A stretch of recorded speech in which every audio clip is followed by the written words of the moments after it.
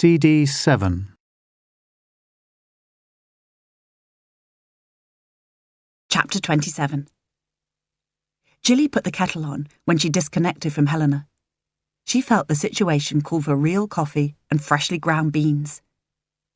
Although it was still early days in her and William's relationship, she felt a bit guilty that they still hadn't told Daphne or any of their friends about it. Helena knew, of course, and she should probably tell Martin, although she felt certain that her son and Cressida would not be pleased. She would talk to William the next time he called, although mostly she let him do all the getting in touch. She was horribly old-fashioned. Now she sent him a text to say that Helena was coming for coffee, but that she probably wouldn't stay past 10 or 11. Helena, she realised, now kept builder's hours, which meant she started early. When Helena breezed through the back door a little later, Jilly's mother's heart soared with joy to see her daughter so happy. But a part of her was doubtful. She had had that madly in love glow herself when she had first been with her now ex-husband. "Oh, Mum," said Helena, "you've made real coffee. Are there B&B guests here?" Jilly laughed. "Do I only make coffee when I've got paying guests?" "Well, you know, but I'm not complaining. And shortbread. I've just had breakfast, but I'm still starving for some reason." "I can't imagine what that would be," muttered Jilly, smiling to herself. "So, how did World of Wool go? As successful as ever?" "Pretty much," said Helena, blowing crumbs. "Everyone loved my wall hangings. Not enough to actually buy them, of course. After all, at do's like that, people make their own wall art. But I'm going to run workshops showing how to make them, so they will have been worthwhile." "It was worth doing them then. After all, courses are the gift that goes on giving. You can only sell a wall hanging once." Jilly didn't join her daughter in eating the shortbread. She was a bit sick of it. "Defo. But, Mum, the best bit was when I came home." "Really?" Jilly was fairly confident that Helena wasn't going to give her a kiss-by-kiss account of her nocturnal exploits, but she was just slightly anxious. "You know I have to keep coming round here to have a proper bath." "Yes." "Well, Jago spent the whole weekend putting a proper tub into the bathroom that just had a shower in it. It was amazing. He cooked the most brilliant chicken tagine, and then he made me wait downstairs until the pinger went. Then I had to go upstairs, and he led me into the bathroom. He'd put candles everywhere and some gorgeous lavender bath oil, and it was lovely." "Darling, how thoughtful. You're absolutely sure he's not gay?" "Yes, but it meant he's now behind with his work, and he was so brilliant when I was working so hard, doing all the cooking and stuff. I'm determined to do the same for him." She paused and made a face. "But the trouble is, he's a brilliant cook and I'm not. I'm hoping you can give me some foolproof recipes." "Of course I can, and you can cook perfectly well. You just lack confidence." "I'll need a recipe for crumble, your cheese scones, soup, all the lovely comforting things that you make." "Those are the things that I don't really have recipes for, but I'll do my best." "I've never seen you like this, Helly." "I know. I've never been like this before.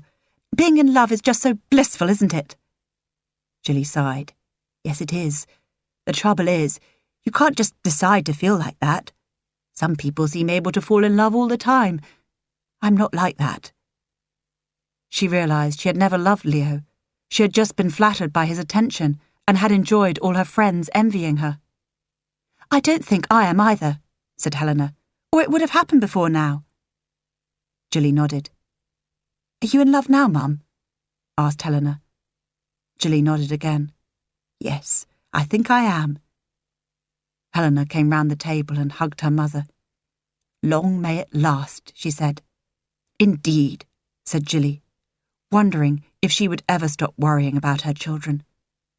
She couldn't bear to see Helena's heart broken now. "Thank goodness you're back," said Helena when Jago came into the house later that evening, ridiculously pleased to see him again. "Why? What's wrong?" He looked worried. She laughed. "Nothing really. Supper's ready when you are."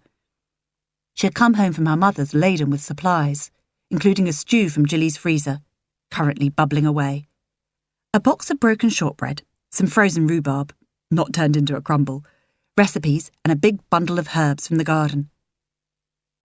When she'd done most of her paperwork required to follow up after World of Wool, emailed several people about workshops, tidied the house, and put some tools in a more sensible place, she set about finding somewhere nice for the double date that was in prospect. She had found a lovely wine bar, not too far away, with good reviews and parking, then ran it past Amy. This instigated a phone call that went on for some time, but at least they had agreed a couple of possible dates, and when they finally disconnected, Helena felt she could text James with the dates and venue details. And all the time she worked, she thought about Jago. Now he kissed her fondly and lingeringly. "I'll just grab a quick shower first, then I'll be down." The following Sunday evening, they were in Helena's car. Jago was driving. They'd toss for it. "I'm quite nervous," said Helena, as she fiddled with Google Maps on her phone, although they knew the way. Jago glanced at her. "Why?" "Because James may not like me." "I like you. Isn't that enough?" Suddenly, it wasn't. She needed him to tell her he loved her. He'd certainly shown her this was the case. But now she needed the words. She wouldn't ask, though. "You know how it is. Your best friend. I'd have been miserable if Amy didn't like you, and I was desperately upset when I thought my mother was getting together with Leo." "A mother is different, though." "Of course. I did wonder if I'd never want her to have a man in her life, but I'm fine about William. I mean, it took a bit of getting used to, and a lot of blanking out about what they do that isn't just having dinner or whatever. But basically, I just want her to be happy." "I'm sure James just wants me to be happy. And I am," he said. As they'd reached a set of traffic lights just then, he took the opportunity to kiss her. Helena was glad Jago was driving. A glass or two of Prosecco would make the whole date a lot easier, at least in the beginning. If James didn't like her, Jago would be torn between his girlfriend and his old friend forever. As for her liking James, she'd made up her mind to. A lot of things were a matter of choice, she realised, even those that didn't appear to be. As arranged, Helena and Jago arrived first. James appeared minutes later. Amy was due half an hour after that. "Hey, mate," said Jago as he and James hugged each other. "So, this is Helena," said James. He hugged her too, and she took it as a good sign. While Jago went to the bar, Helena and James inspected each other. She was a bit more intense with her inspection than he was. For her part, she liked his curly fair hair, very blue eyes, and intelligent expression, and thought Amy would too. He wasn't as tall as Jago, and in Helena's opinion, not as attractive, but he was quite good-looking enough, she felt. When they'd finished studying each other, she smiled and he smiled back. "So, you're a weaver," he said. "Yes, but Amy and I do a lot of workshops together, which are more lucrative than selling the things, really. I hope you're not anti-weaver generally." He laughed as he was supposed to. "Certainly not. So far, I've never met a weaver I haven't liked." He paused. "Of course, you are the first weaver I've met." She smiled.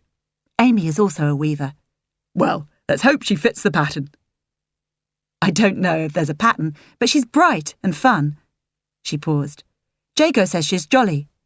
"You don't agree with him?" "Oh, I do. She and I have a lot of fun, but I'm not sure it's a flattering description." "I'll let you know if I think she's jolly." He winked. Helena decided she liked James. He was definitely jolly.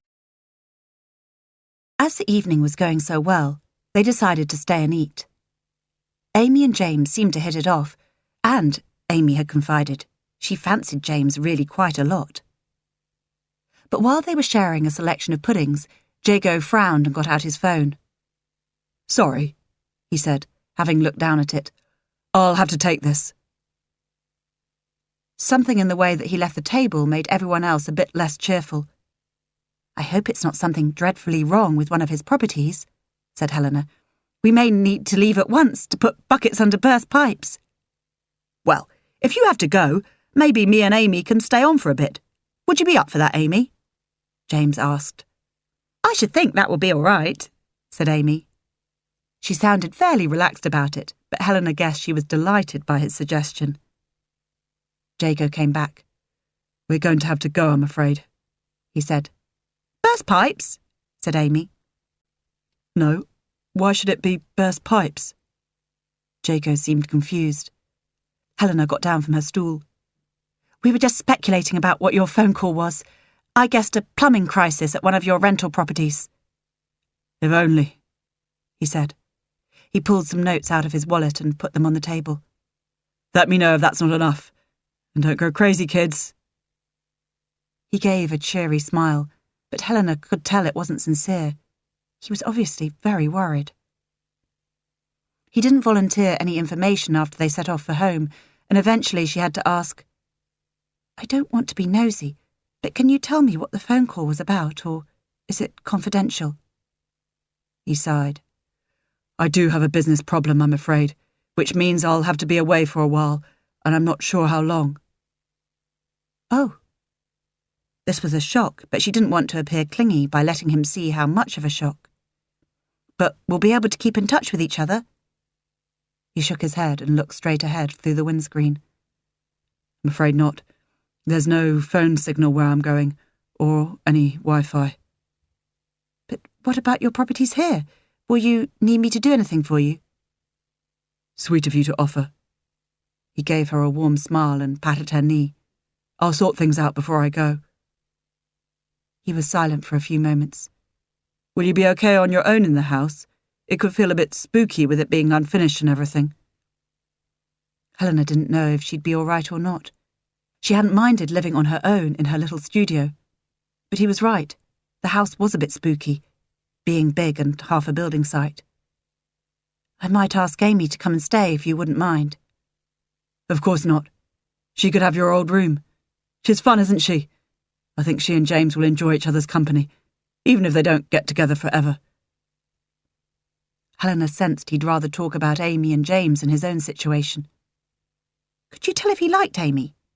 And you know what I mean when I say liked. He chuckled. I think he did.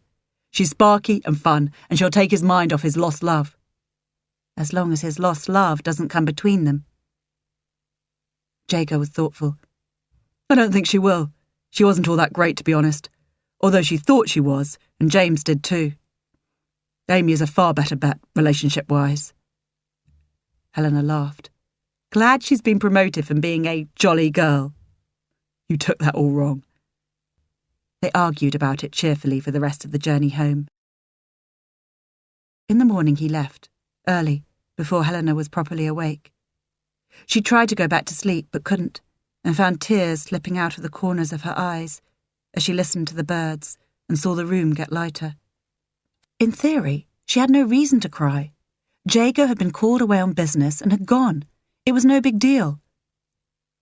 But somehow, it felt like a big deal, as if something had changed, not necessarily between them, but with him. Chapter 28. There was always plenty to do in the house, and Helena's building skills had come on a lot since living with Jago. She was best at pointing, but she also tidied up a few half-finished sections of bricklaying. But when she could do no more, and it was no longer silly o'clock, she went round to see her mother. "Hello, darling," said Jilly, without looking up from writing something. It looked like a list. "What's wrong?" "Mum, how do you know anything's wrong? I've just arrived." "I'm your mother. Don't query the process." Now Jilly did look up. "So?" "There's nothing wrong." "Well, not really." Helena pulled out a chair and sat at the kitchen table, putting her arms on it. "Jago's gone away, that's all. I'm going to miss him." "Oh, sweetheart, I'm sorry. That's horrible. How long is he away for?" "I don't know." "But you can keep in touch with him, FaceTime, see how he is?" "No, he said he'd be out of contact." "That is a bit harder to cope with, love. But you didn't leave on bad terms or anything?" "Oh, no." Although this was the first time he'd got up without making love to her, but she didn't need to share that with her mother. "No, we're fine, but I'm a bit worried about him. He got this phone call while we were out with James and Amy last night, and we had to leave the wine bar right away so he could make arrangements. Then he went really early this morning." If you want to come home for a bit, do, said Jilly firmly. Whatever your old mother is getting up to doesn't stop this being your home, first and foremost. Her mother's invitation instantly made Helena feel better. She didn't want to move back home, but knowing she could made the prospect of being alone in Jago's house seem less daunting. That's really kind of you, Mum, but I think I'll be fine. I'm a big girl now, after all. You'll always be my baby darling, said Jilly, smiling fondly. Now, I've planned to make some soup. Do you want to stay and help me chop up vegetables? Oh, yes, that would be fun. They made soup and chocolate cake, and by the time Helena left with a cake in a tin, she felt a lot better. She was further encouraged by Amy's eagerness to come and stay. In theory, it was to plan weaving workshops, but Helena knew the signs. Amy wanted to talk about James. To be fair to them, they did plan a couple, and Amy was also keen to help Helena with her workshops to create wall hangings. They discussed sourcing fleece, dyeing it themselves or buying it already dyed, and various other work-related subjects, before Helena said, "Shall we order pizza and open a bottle of wine?" "Thought you'd never ask," said Amy, "but let's make pizzas in the frying pan. Cheaper. I've got wine already and cake for pudding." So, how did it go with James after we left? "He is so lovely," said Amy. "Obviously, it's far too early to say for sure, but he sent me a text this morning saying how much he'd enjoyed meeting me." "Really? That soon? That's amazing." "I know. So unlike a man. He's very keen that we should meet up again, though. No date made yet, but hey, and he is so nice." Amy went on to tell Helena every little thing she knew about James. Not, Helena realised, because Amy thought she needed to know all that, but because she wanted to talk about him. She was attracted to him and had mentionitis. Still, it was all good stuff and useful to know. He was Jago's best friend. Suddenly Amy said, "I know, let's check him out on Facebook." "You don't expect me to believe you haven't already done that, do you?" Helena had found a mixing bowl and a packet of flour. Amy would make the pizzas. "Well, no, but he may have put something about me up there." Helena couldn't help laughing. "Really? What would he say?" "I've met a gorgeous new woman. Really hope she's as into me as I'm into her." "Ovs?" "Honey, there's pinging off a text to someone you've just met, and there's turning that someone into a girlfriend." "I know, there is a bit of time in between, but I haven't felt like this for so long. Let me enjoy it." "I'm really not raining on your parade," said Helena gently. "I'm just managing your expectations." Amy was rueful. Okay, I know. But let's get these pizzas on, and then we'll have a peek. I want to check out how he looks in swimming trunks." There was a good array of photos, and, to Amy's delight, a couple of James on a beach. There was one of him in skiing gear, holding some kind of trophy, standing in front of a row of laughing friends. Helena, crunching pizza, looked over Amy's shoulder. "Hang on," she said. "That's Jago." "Where?" "In the background. Look." Amy peered at the group of young men standing behind James. "Which one?" "There. Look." Helena touched the screen with her finger. "Helly, he's wearing a big hairband, ski goggles, and is looking away from the camera. How on earth can you tell?" "Well, I just know. It's him. I know it is." "You and your spooky super recogniser stuff." Amy was dismissive but indulgent. Now it was her man in the photos, Helena was a bit more interested. "That's weird. He's tagged wrongly. You'd think James would get his best mate's name right. It might not be him, and anyway, he may not have put the photo up there." "But it is him, and apparently he's called Jonathan Relto." Something stirred in Helena's memory. Wasn't Relto the name of that company that was responsible for all those people nearly dying in a fire? There was a dramatic rescue and several firemen got medals for gallantry. "No idea," said Amy. "Let's Google him." Helena's legs turned to rubber. She felt as if all her life force was escaping out of her body as she read. There were many more pictures of Jago available, ones that even Amy had no problem in recognising. Only he wasn't Jago, the man she loved. He was Jonathan Relto, nephew of one of the worst landlords in history. His uncle had only missed going to prison because of a very clever lawyer. Worst of all, Jago had worked for him. She developed a cold sweat and her mouth went so dry she couldn't speak. "Oh, Helly," said Amy, looking at her friend with concern. "Would you like some water?" Helena nodded. While Amy went to fetch her some, she tried to get her brain to work. Amy came back with water. She sipped some and managed to speak. "I don't know what to do." "Is there any brandy in the house?" asked Amy. "You're not supposed to give brandy for shock. It gives you hypothermia or something." "Don't be ridiculous." Amy was dismissive of this namby-pamby response. "I'll find the brandy. It'll make you feel a bit more in control." Helena remembered the first time Jago had offered her brandy, after she had rescued the kitten. That time she had asked for tea instead, but this required something stronger. Amy had obviously managed to find it and held out a glass to her. Helena took it and sipped, and as she felt the strong liquor reach her bloodstream, she realised that Amy was right. Her limbs did feel more connected to her body. "I feel as if I've been run over by a train," she said. "It must be awful. I'm so sorry," said Amy. "Jago, the man I thought I loved, is not who he said he was. He's this other, horrible person, very nearly responsible for people dying." "They didn't die, though, and you don't know how much he had to do with it. He may have worked for the company, but he could have been a caretaker or something." Amy sounded as if she was desperate to say something comforting, but couldn't think of anything sensible.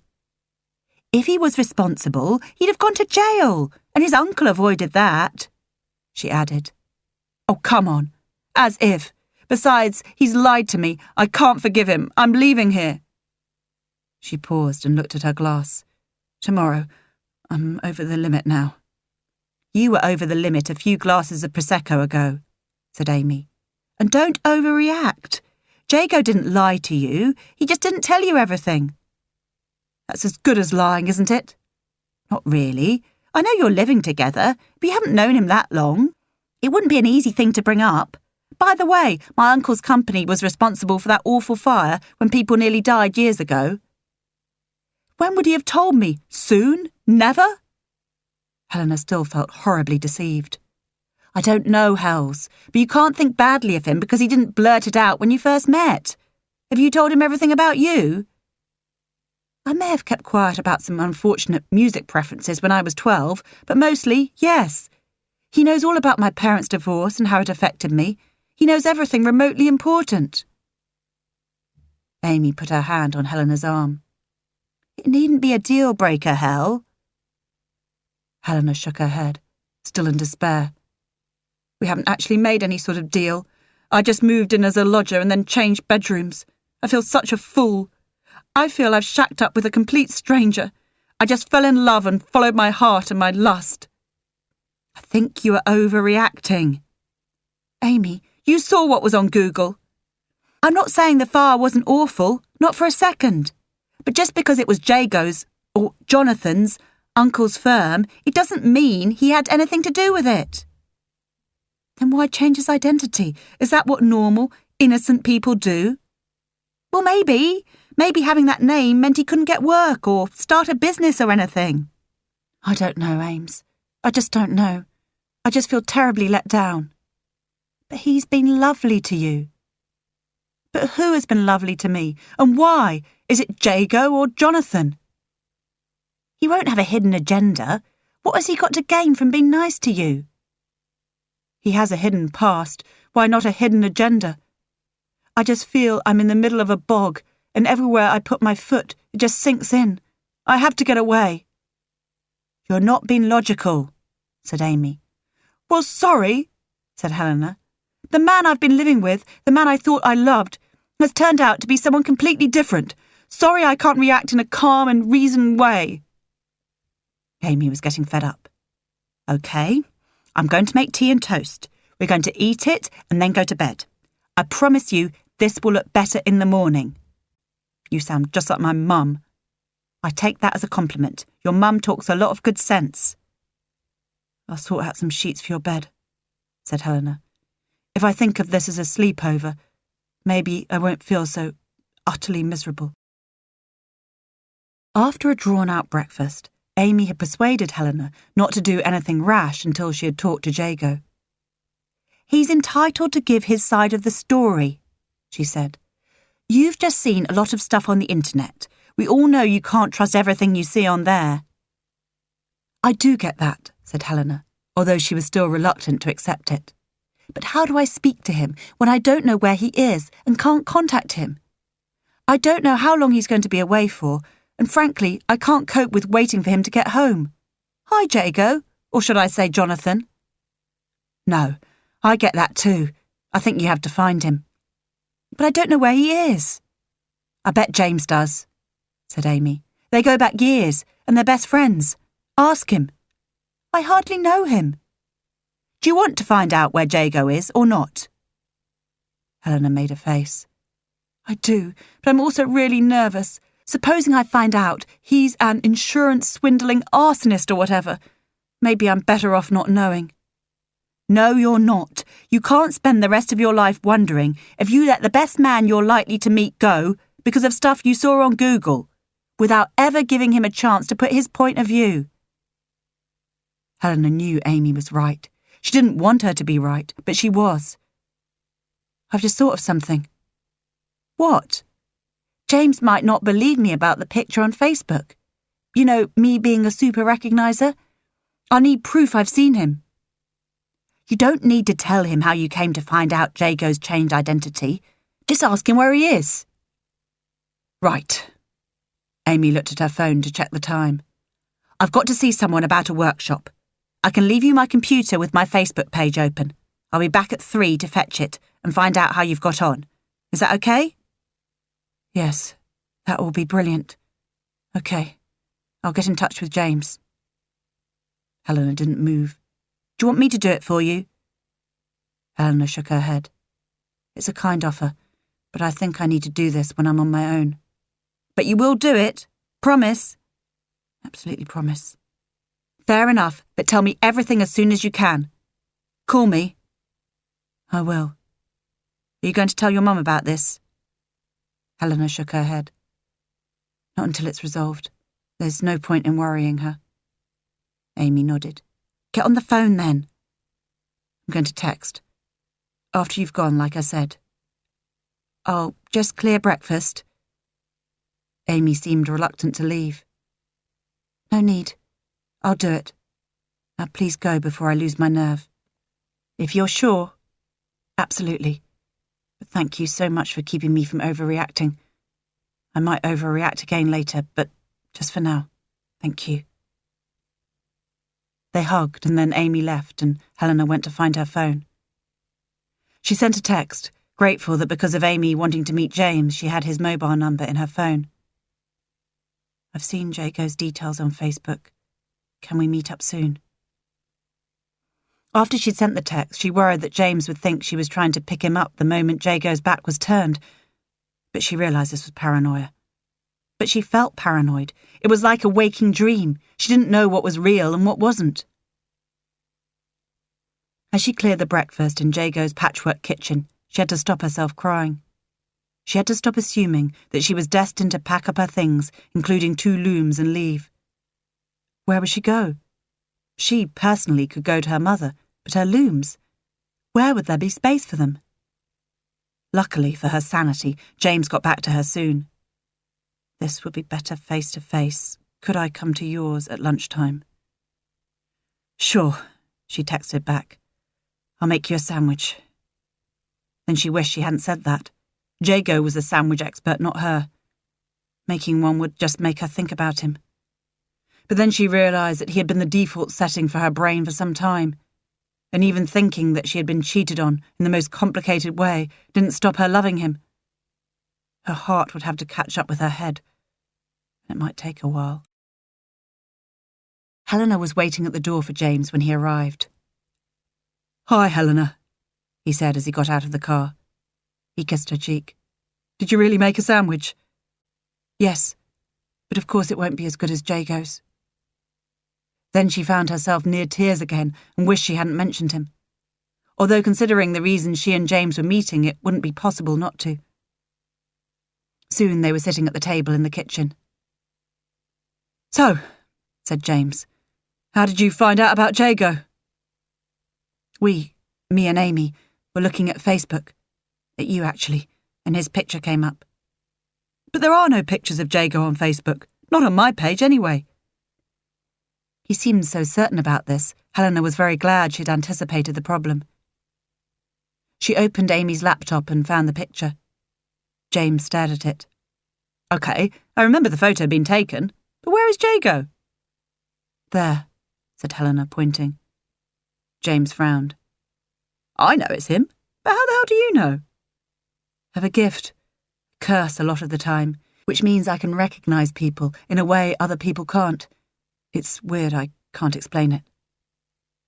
"But he's wearing skiing gear. He's not even looking at the camera." "Are you saying it's not him?" James's indignation subsided. "No, it's him. But how anyone could recognise him?" "Well, I have, and he's tagged with a completely different name. Maybe you could explain that." James chewed his sandwich with agonising slowness. "It's not my story to tell." "But I can't live with all this stuff I've read about him on the internet and not find out more." "He should tell you about it, not me." "Of course he should." Amy had gone on about this long enough for Helena to be convinced. "But I don't know where he is. I can't get in touch with him." She took a breath. "Do you know where he is?" James nodded. "I do. And I'll tell you." Chapter 29. Helena and James were looking at maps to find out exactly where the address Jago had given James actually was. "The trouble is," said James, "postcodes in these remote areas are enormous, so they don't help much." "I don't know the Wye Valley at all," said Helena. "It's very beautiful, I know that." "But if he didn't do anything wrong, I'm assuming he didn't do anything wrong." Helena broke off, hoping James didn't feel trapped into saying what she wanted to hear. "Look, I've said it's not my tale to tell. I'm the only person he stayed friends with from those days. We knew each other at school. Let's just say I'm not surprised he wanted to cut himself off from everyone else." "And you didn't want to cut yourself off from him?" "Nope. He's a good guy." A modicum of relief relaxed Helena's shoulders a little. "Well, that's something at least." "He'd probably kill me if he knew I'd said that," said James, frowning as he studied maps on Amy's computer. "Why? Why would he mind you saying he was a good guy?" "Because he doesn't feel like a good guy." James took his fingers off the keys. "Helena, I need a proper map. Sat-nav and all that are okay as far as they go, but they don't give you a chance to plan or see where you're headed." "My mother would have one." "Could you borrow it?" "I'm sure I can." "Would she ask why you wanted it? Where you're going?" Helena nodded. "I hadn't planned to tell her until it was all over. She's a bit of a worrier. But I will have to tell her if I need a map book." "You might be away for a few days, too." "I hadn't thought of that," said Helena, "but I suppose that's true." "If you started really early tomorrow morning, didn't get lost, and you and Jago had your conversation really quickly, you could get back in a day. But honestly, I think you guys need time to talk this through properly." Helena nodded. "I'll have to tell Mum then." She looked at James. "Do you know why he rushed off so suddenly? Was it his past coming back to haunt him, as they say?" "I really can't say. I promised I wouldn't." Helena sighed. "Okay, I'll see if my mother is around." Helena called her mother and discovered she was out, but able to answer her mobile. "Darling," said Jilly, sounding happy. "Why don't I come and see you? I'd love to see where you and Jago live." "Oh, Mum, I need to borrow something and tell you something. When will you be home? Helena wanted to cry all over again and hoped she'd get through the process of putting her mother in the picture without actually sobbing. Oh, okay. Well, I'll be back in an hour. Everything all right? Not really, but I'll explain when I see you. Now I must call Amy. She left her laptop here this morning and she'll probably need it. Having brushed off her mother with a kind of lie that happened to be true, Helena did call Amy. So, I'm going round to Mum's in a minute to borrow her map book, and then tomorrow, bright and early, I'm going on a road trip. It sounds fun in a way. I mean, finding your way to a hidden location and reuniting yourself with your lover? If that's what it was, I'd agree with you. It's a mission anyway. Although it's Wales, the Wye Valley, so not miles and miles away. Actually, that's what I thought, but James put it into my head that it might not be easy to find. Hence the physical map, so I can see all the little tiny roads. I'm not going until tomorrow anyway. And you'll be okay on your own? Of course. Helena sounded brighter than she felt. Jilly put a meringue on Helena's plate. You can tell I bought these. I just felt I wanted you to eat something. Did you buy them before or after I called you Mum? Asked Helena, recognising her mother's compulsion to feed her family if she was worried about them. Not the point. Just have a bit of sugar. I know, it's poison. A sip of tea, and then tell me everything you think I need to know. You'll have guessed it's about Jago. She sighed. Her mother nodded and broke off a bit of her own meringue with her fork. And my wretched super recogniser thing comes into it. Jilly looked up, anxiety making her frown. Did you see him on a rerun of Crime Watch? Helena found herself laughing, not sure if her mother had been deliberately funny or was just being naive. I wish. No, I found him on Facebook. And that's bad? Yes, when he's got a completely different name. He's not who he says he is, Mum. He's a different person with a different name. People are allowed to change their names if they want to, said Jilly. Yes, and he had good reason, but I feel like he's lied to me. She had been going to give Jilly a carefully edited version of what she'd discovered, but found herself wanting to tell her mother everything. His real name is Jonathan Relto, and his uncle owned the company that was responsible for all those people nearly dying in that fire. Do you remember? All those firefighters got awards for bravery, rescuing them. Let me show you. Soon they were both peering at the screen of Jilly's computer. It does look bad, I know, said Jilly, but my instinct tells me he's a good man. You thought he was gay. I rest my case, said Jilly primly, and then laughed. I know it must be a horrible shock for you, and you're quite right to try to find out the facts as soon as you can, but I'm putting my money on Jago being one of the good guys. Oh, God. I hope you're right, Mum. Helena didn't go back to Jago's house that night. She stayed with her mother and allowed herself to be mothered. Comfort food, wine, a bath, girly telly. It didn't cure her from doubt and a sense of being enormously let down, but it did cushion her from it a little. And in the morning, although she should have gone to her own home to pack a case, she preferred to manage with some clothes she'd left at Fairacres for years and things she could borrow from her mother. This included a slightly moth-eaten cashmere cardigan, a long cotton nightie, which she'd borrowed the night before, and a few pairs of her mother's knickers, which was a bit weird. Jilly had provided a new toothbrush and a small pot of moisturiser, along with a new mascara and a stub of kohl pencil. It was pouring with rain. Well, the saying is, rain before 7, fine before 11, said Jilly, as she and Helena looked at the rain-drenched sky. It's 7:30, Mum, and I do hope to get there before 11. I meant it'll be nice when you get there. Jilly sounded feeble, and Helena knew she was struggling to be optimistic. It'll be fine, said Helena, and made a dash for the car. Her raincoat held over her head. Jilly followed her, apparently trying to disguise her reluctance to let her daughter drive off into a storm to an unknown destination. Helena knew exactly how she felt. I'll be okay, Mum, she said, when she was sitting in her car, Google Maps on her phone, the map open on the seat beside her, and a list of places to aim for on the dashboard. She also had a packet of sandwiches and a tin of shortbread. "I know you will," said Jilly, sounding very confident but not fooling her daughter. "And I know it might be difficult to keep in touch, but if you can, do. You've got your phone charger?" "Yes, it's plugged in right now. Google Maps eats battery." "Off you go then." Jilly stepped back from the car and started to wave.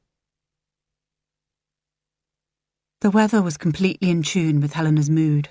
It was dreary, persistently grey, and visibility was affected. She didn't really know what she was going to find when she reached Jago, if indeed she did reach him. Would he be pleased to see her? Probably not, or he'd have asked her to go with him. Still, she had to find out his side of the story. If he was as bad as the internet made him out to be, she had a fallback position. She would go to the little cottage she and Amy always rented for World of Wool and hope it was available. It was midweek and in a less touristy part of Wales, so she was in with a chance. Then she'd have to start putting her life back together. She switched on the radio for any traffic news and for cheering music and discovered that the Severn Bridge was closed. This didn't make it impossible to get where she was aiming, but it did make it more complicated. She pulled in and had a good look at the map book and Google Maps. The bridge being closed would make her journey a bit longer. Then she set off again. The weather got worse as Helena drove, and while she was on the motorway, the sound of the rain on the roof was deafening, relieved only by the brief spells spent driving under bridges. She slowed right down, wishing her fellow drivers would do the same. Following the directions on her phone, she turned off the motorway and started climbing into the Welsh hills. The rain seemed to come down harder, and in places the road turned into shallow streams. Still, her road led her upwards, which surely was a good thing. Her phone lost signal at the same time as Helena came across a road closed sign. As water was pouring down the road in question, this didn't seem unreasonable. She pulled into the side and got out the map again. She set off when she had found herself an alternative route, hoping her phone would pick up another signal. When she had a second to glance at the scenery, she saw that it was very beautiful, but the road was getting narrow, steep and winding. Cow parsley lined both sides, and the verges seemed full of wild flowers. At another time, she would have either stopped and walked a little to identify the flowers, or driven slowly and just admired the beauty. But today, she was on a mission. Her optimism with regard to the success of that mission was waning, being washed away by the rain. She thought she was nearly at her destination when she came across another sign. This one said road ahead closed. It did not specify how far ahead, and this was important because nearly at the end of the road there was a little turn-off which was the one she wanted. There was no water running down this road, or at least not an unreasonable amount. Should she risk having to turn back, or search for another way now? The map was not encouraging. She'd have to turn round and start again, more or less, and who knew how many more roads would be closed by now? She decided to risk it and take the road that might close before she reached her turn-off. The rain started to ease, and eventually Helena realised it had stopped and that the sun was appearing through the clouds. Mist gathered about her, touched with gold. Her hope that the road wouldn't close before her turning increased as a car came towards her, but then it got narrower, becoming single track with passing places. She reckoned she had about half a mile to go before her turn-off, when she went around a corner and found that the road was blocked. She pulled her car off the road and got out. She stretched, undid her plait, shook out her hair and considered her surroundings. It was blissfully quiet. The only things she could hear were birds singing and somewhere out of sight the sound of running water. Just for a bit, she allowed herself to rest, and then she considered. She could turn round and go back, there was room, or she could abandon the car and walk. She looked at her phone. No signal. So she got out the map and tried to work out roughly where she was in relation to her destination. There was no quick solution. She just had to walk the next bit and hope it didn't become impassable.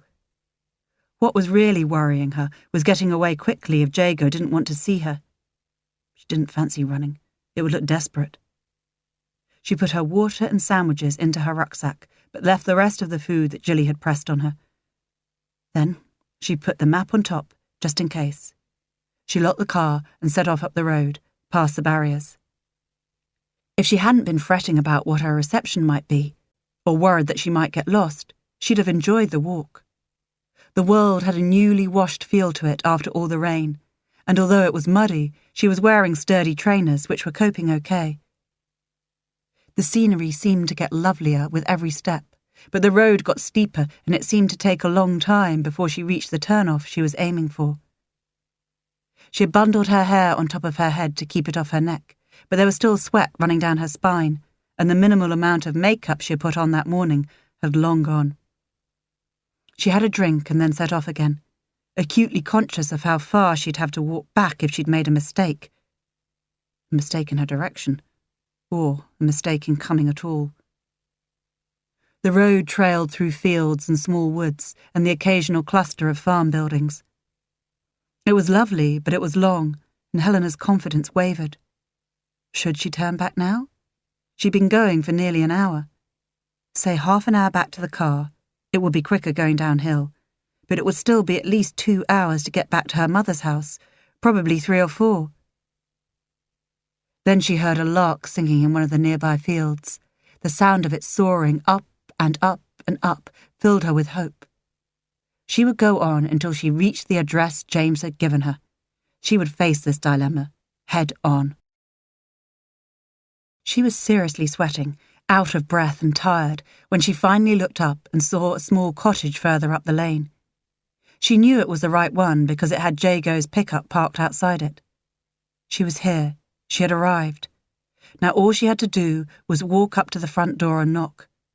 But at that moment, she would have preferred to walk over broken glass. She decided to have a drink of water and then use a bit of it to wash her face. She went behind a tree, out of sight of the house, so she could prepare herself in private. When she was as clean as she could be, given the small amount of water she had, she ate a sandwich. She chewed slowly to avoid indigestion, reluctant to admit to herself that she was killing time, too scared to actually confront Jago now she was here. She slid down so she was squatting, wishing the ground wasn't so wet and she could sit, and rested under the tree for a while. Then her legs began to cramp and she straightened up again. She spent a few minutes shaking out her hair, very damp round her neckline, and retying the scarf holding it back. She was just wondering what more she could do to use up time to put off the inevitable, when she heard a voice. "Are you going to stay there all day? Or are you going to come in?" "I suggest you come in. It's going to rain again." It was Jago. Chapter 30. "You managed to find me then?" Jago said. "Were you hiding?" "No. You'd better come in and meet Fred. I'll make a cup of tea." His words were hospitable, but his manner wasn't. But as she didn't have a choice, Helena walked up the path to the house and followed him to the threshold of the back door. There she stopped and started unlacing her trainers, which were caked with mud. "Don't worry about that," Jago began, and then saw just how dirty her shoes were. "Okay, take them off. I'll find you a pair of clean socks to wear on top of yours." "My socks are soaking," she said, peeling one off. "Thick socks then." Helena removed the rest of her footwear and leaned against the door jamb, taking in the view. A series of valleys, small woods and fields lay like a bumpy quilt before her, leading down to a thread of silver that was the river. The sun coming out after the rain caused mist to drift across the landscape like skeins of carded wool. She couldn't help planning a wall hanging inspired by the spectacular scene, or maybe an actual quilt that could go on a bed or sofa. She was summoned back to the present by Jago's. "Here." He was holding 2 pairs of socks, one pair of them extra thick, designed to go inside climbing boots or wellies. It took a few moments to get the thinner pair on over her damp feet, but when she had the second pair on, she had hoped that her feet would one day be warm again. "Come in. I'll get the fire going. It's not that cold, but Fred needs to be kept warm, said Jago. The thought of a fire encouraged Helena to go into the house. Jago was in the kitchen, a lean-to attached to the back of the property. A cottage, 1 room deep, that smelt of damp and slightly rotting vegetables. There was a small piece of land outside the kitchen window, and then there was the hill. Go through into the front room. Fred is there. Is there a bathroom of any kind I could use? I need to get the mud off my hands. She was expecting to be shown to an outdoor privy. It was that sort of house. Oh, of course. Sorry. He indicated a door just off the kitchen. It's in there. Not very salubrious, I'm afraid, but it has running water. There was an ancient lavatory with an overhead cistern and a cracked hand basin, both of which were fairly stained, but because of the broken window, the little room didn't smell. She felt a lot better when she came out. Right, said Jago, who had obviously been waiting for her. I'll introduce you to Fred. Although he was making all the right gestures, Jago's manner was making Helena feel unwelcome, and if she had had her car outside, she would have got into it and driven away. But she didn't have that choice. Jago ushered her into the front room, which was small but had the most amazing view. An old man was sitting in an armchair there. Next to him was a small table, covered with invalid paraphernalia. Going on what she could see, Fred was in need of quite a lot of support. Fred, this is Helena. Helena, this is Fred. Right. I'll make tea. Don't rush off, lad, said Fred, who looked frail but seemed to be in command of all his senses. Is Helena your girlfriend? Jago looked at Helena and gave a tiny shrug, as if he didn't know. Then he went to make the tea. Yes, said Helena firmly. Yes, I am his girlfriend. She went further into the room and sat on the chair next to Fred's. This view is wonderful. I could look at it all day. It was similar to the view that had inspired Helena so much from the kitchen doorway, but at a different angle, and there was no river at the bottom. That is pretty much all I do these days, look at the view. And yes, I'll miss it, said Fred. You're leaving here? Didn't John tell you? I can't manage here on my own, and my daughter is going to have me with her. But she's having the house made suitable and there are complications. Aren't there always when there are builders involved? He said this with a twinkle, but Helena realised he was a bit fed up. I suppose when you start building work, problems you never knew were there are revealed, said Helena. Yes, well, went on Fred. They wanted me to stay in hospital until the work was done. Said I couldn't come out and live here, as it wasn't fit for an elderly and infirm person who just had a serious op.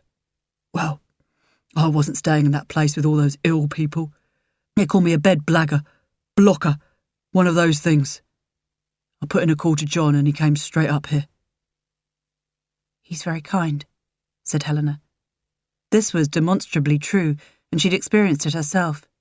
But there was still an awful lot about him she couldn't be anything like as sure of. He's a good lad. It wasn't fair what happened to him. What did happen to him? Although it felt a bit wrong to grill a sick old man for information, this did seem too good an opportunity to miss. Annoyingly, before Fred could tell her anything, Jago, Jonathan, came back into the room with a tray. He found another little table and put the tray on it. On the tray were 3 chipped mugs of tea and a packet of rich tea biscuits. The biscuits are a little stale, I'm afraid, said Jago. I haven't been able to go shopping. I've got shortbread in my car, said Helena. Sadly, it's down the hill and quite a way away. The road was closed, which was why I walked up. You walked up the hill to see me? Said Fred, astonished. Sorry to break it to you, said Jago, but I think she may have walked up here to see me. He gave her a sideways glance and a little smile that reminded her of how he had been when they'd been together. Why was he so different now? It's quite far, said Helena, or I'd run back down and fetch them. The running down part is fine, but walking back up is a bit exhausting. Why don't you go down in your pickup, John? suggested Fred. "Leave me and your young lady to talk." "That's a good idea," said Helena. "No, it's not. Not even for shortbread. Even though Helena's mother does make amazing shortbread." Jago was firm. "Now, Fred, do you want tea, or are you full of healthier fluids?" "Tea doesn't taste the same anymore," said Fred sadly. "But shortbread would." He looked pleadingly at Jago, who shook his head. "Maybe later Helena could sit with you while I go shopping and collect what she needs from her car, but she's only just arrived, and she can't be in charge of you without the proper training." "Really?" asked Helena. "Did you have training, Jonathan?" "No, he didn't," said Fred. "And he lied to the woman from social services and said he was my son. Poor woman was so overworked and desperate for my bed that when John said he'd take full responsibility, she let him." "And also, Helena probably needs to get back. When were you thinking of leaving?" Jago obviously wanted her gone. Helena's heart sank. "As you know, I've only just arrived, and having come all this way, including walking up a very steep hill, I'd like an opportunity to get to know Fred a bit." "Considering you didn't know Fred existed until a few minutes ago, I'm surprised at your enthusiasm for his company," said Jago.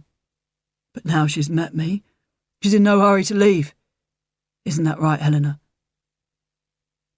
Fred was obviously enjoying the argument, and Helena hoped that there would be plenty going on for him to enjoy when he moved to his daughters. While the scenery was spectacular here, it was very isolated. "That's right. But why don't we have our tea, and then Jonathan can start the training program so he can go shopping?" She sipped her tea. It was starting to go cold. "Bring your tea," said Jago, "and I'll give you a tour of the house." "Won't take long," said Fred cheerfully. Apart from the kitchen, there was one room that was obviously Fred's bedroom, and another smaller room with a single bed in it. "Oh," said Helena, taking in that there was nowhere for her to stay. "Sleeping in shifts, then?" "Actually, if you are here, that would be good. I don't like to leave Fred unattended, even at night." "So you stayed up all last night?" "I dozed in the chair for a bit." "But you don't want me here," she said. A statement, not a question. He didn't answer for a long time, and when he did, his expression was bleak.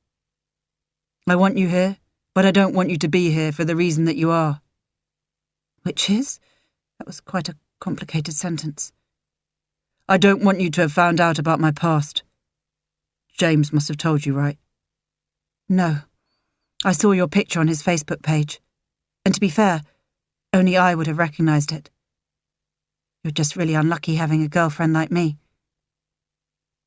He didn't answer for so long, Helena thought he was never going to. "Not unlucky. Terribly, terribly lucky." "I came to hear your side of the story. I will tell you. I promise. But not now. I must take advantage of you being here to get some urgent supplies." "But Fred knows?" "Fred doesn't know I reinvented myself. He's part of the story." They heard a noise from the living room, and Jago moved quickly to get there. Fred was fine. "Sorry, I just knocked my glass of water off the table. Sorry to frighten you, love," he added, smiling at Helena. "If you can stop him causing chaos while I'm away for a couple of hours, I'll go shopping," said Jago, when everything was cleared up. "How are you going to do that with the road closed?" Jago grinned. "I'll do what I did on my way up here. Move the barriers, drive around the hole, then put the barriers back again. Simples." Seeing him smiling again was like the sun coming out.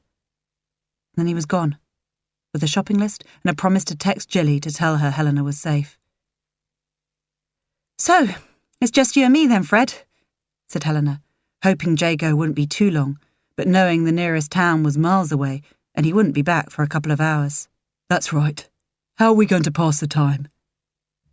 "Well," said Helena, "I was hoping—" "Tell you what," said Fred, who didn't seem to have heard her. "What I'd really like is for you to read to me." "Oh, what, the newspaper?" Helena hid her disappointment that she couldn't spend the time grilling him. Dick Francis, said Fred gleefully. They're all there on the shelf. Haven't been able to read them for years. You've got a nice voice. He smiled. See if you can find the first one. Dead Cert, I think it was. Helena consoled herself with the fact that she quite liked Dick Francis too. I'll get myself a glass of water before I begin. Chapter 31. In the end, it was 3 hours before Jago got back.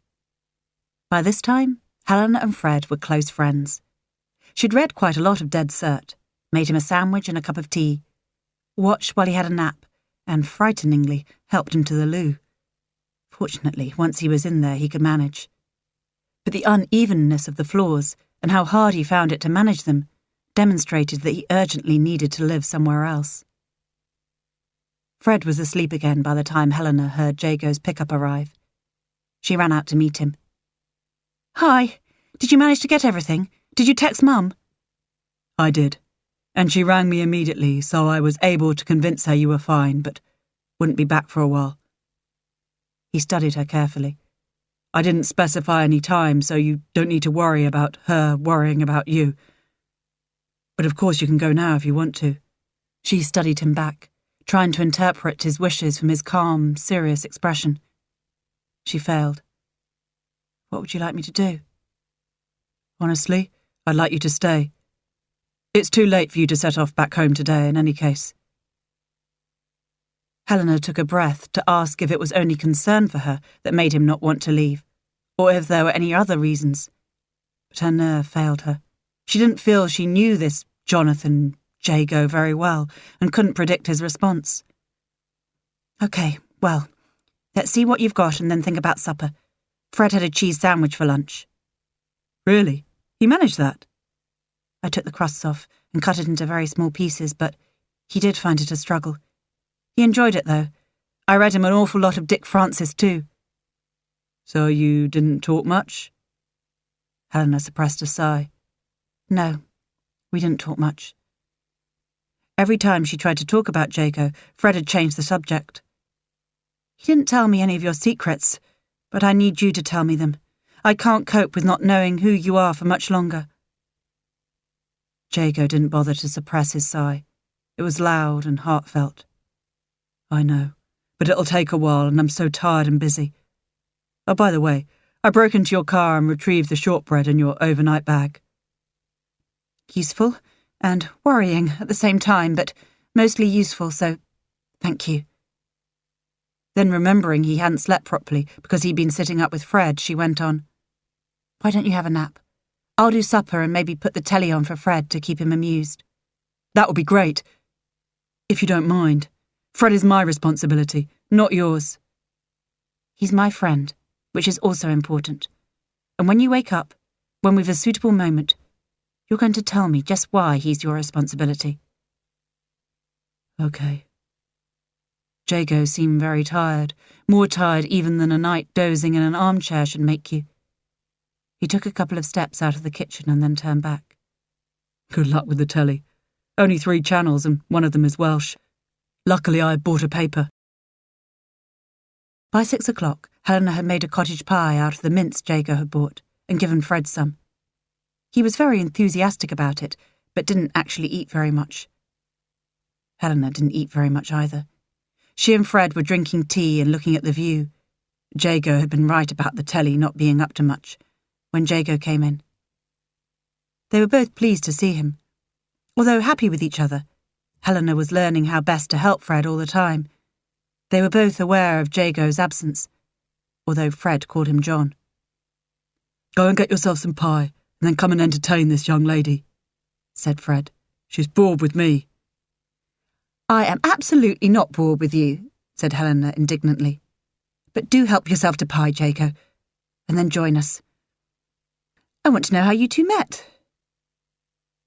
It was a simple question, and Helena said it in the bright way people do when they're making small talk, but no one was fooled. "This may need a drink," said Jago. "I bought a bottle of rum. I know you like it, Fred." "Not really allowed it now, but you could put a drop in my tea and no one would notice." he said. "Just more tea for me, please," said Helena, when Jago looked at her inquiringly. "Oh, and ginger biscuits, please, for dunking." "Good idea," said Fred. While Jago was away, Helena smiled at Fred. "So you and him go back a long way?" Fred smiled too, but shook his head. "I'll let him tell you."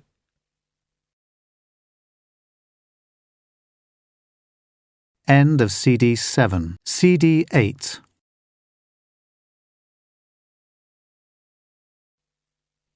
There was a lot of moving small tables and shifting chairs slightly, and seeing Fred was all right before Jago finally said, "OK.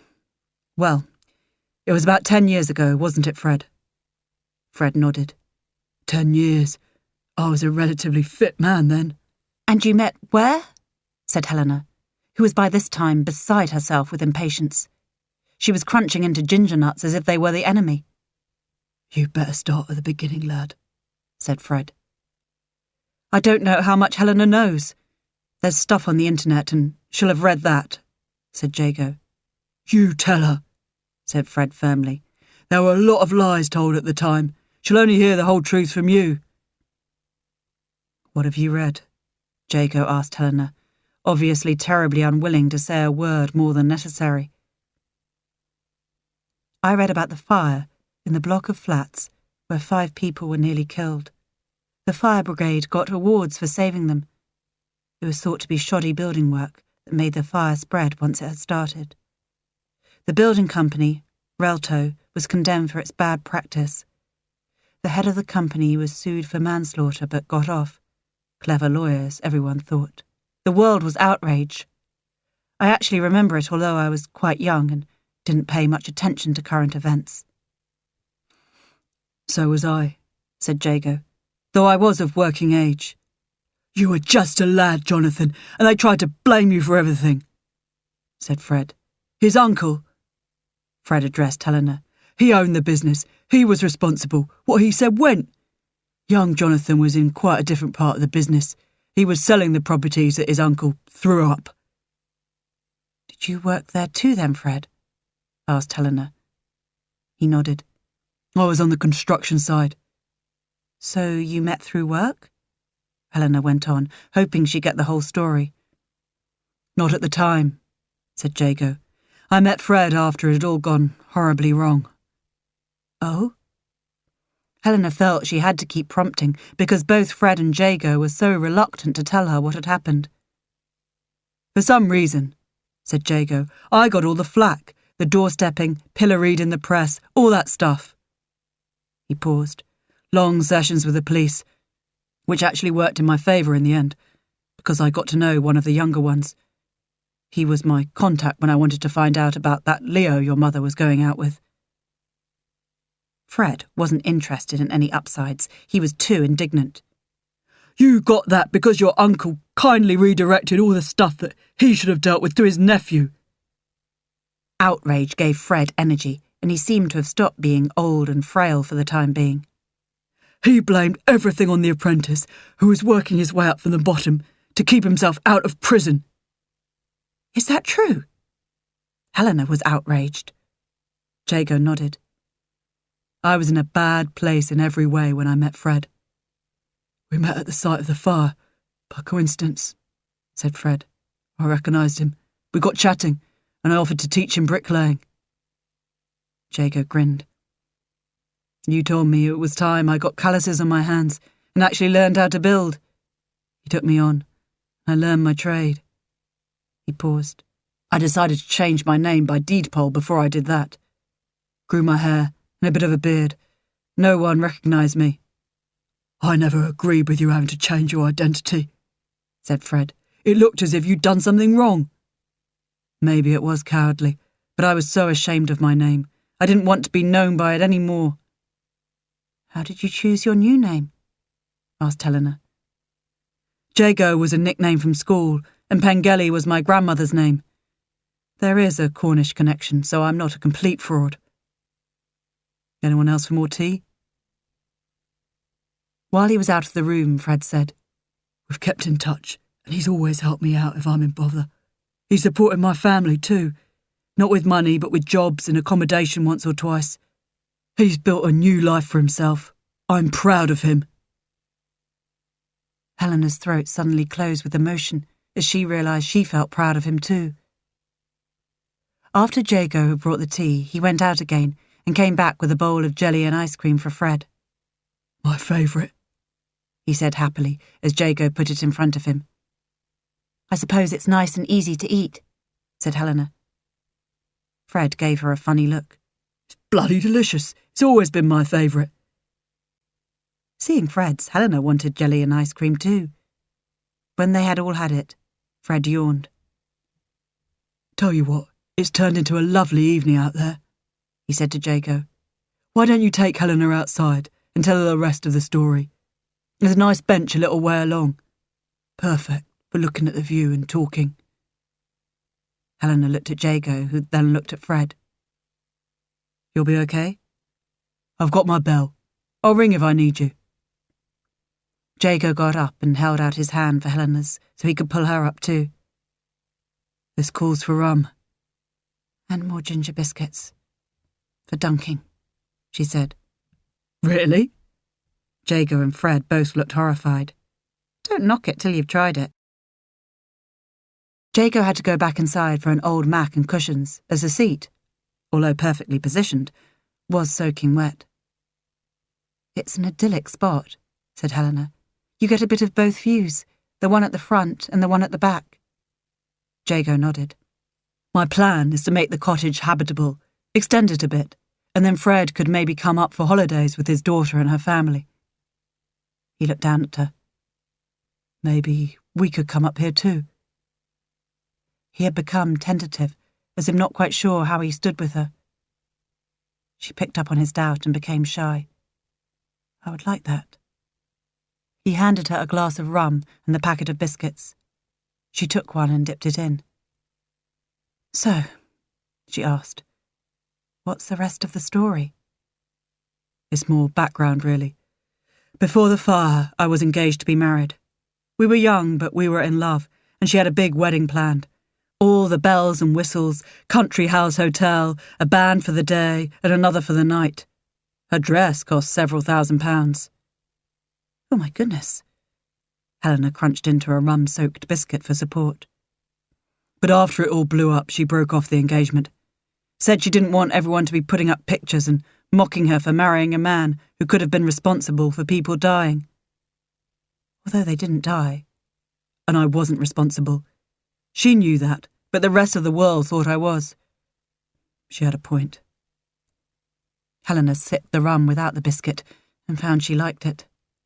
I suggested we elope, so we'd be married, but we just wouldn't have the big party. It turned out it was the big party she wanted, really, so our relationship probably would have ended in tears anyway. He smiled ruefully. She liked being engaged to the nephew of a major property developer.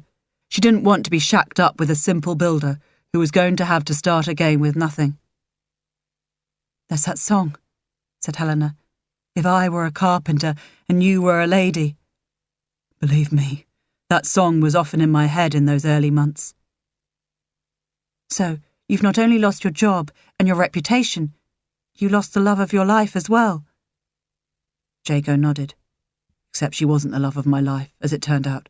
She was quite selfish and a bit irritating. He paused. She would have never put aside her claustrophobia and got covered in mud because a stranger asked her to rescue a kitten. Oh. Helena's mood had been pensive, but it took a little uplift now. Although I suppose I can't blame her for wanting the huge extravaganza. It's what every little girl wants, isn't it? From when they're 9 years old. That's what she told me. Helena shrugged. Is it? I don't know. Really? He seemed surprised, almost disbelieving. I may be on my own here, but I haven't given my wedding any thought at all. Now she did think about it. She realised she wanted something quite low-key at her mother's house. Tent in the garden. Lots of cake. But don't you want to get married? She couldn't read his expression. He was confused, she decided, possibly a bit disappointed, and disbelieving. Well, I haven't ruled it out, But my life has been focused on different things. My weaving, my career, earning a living. She paused. I would like children, eventually. I can't deprive my mum of grandchildren she's allowed to feed, but I haven't really thought about it. She sipped her rum but didn't quite have the heart to dip another biscuit in it. She did want to get married, but there was only one man she wanted to get married to, and right now she had no idea what he wanted. And although he'd told her about his name change and the reason for it, could she trust him? Also, while he was talking about marriage and asking her about weddings, he wasn't asking her to marry him. And he might have told her about his past now, but he hadn't said anything before. Had he been hoping to avoid telling her? Ever?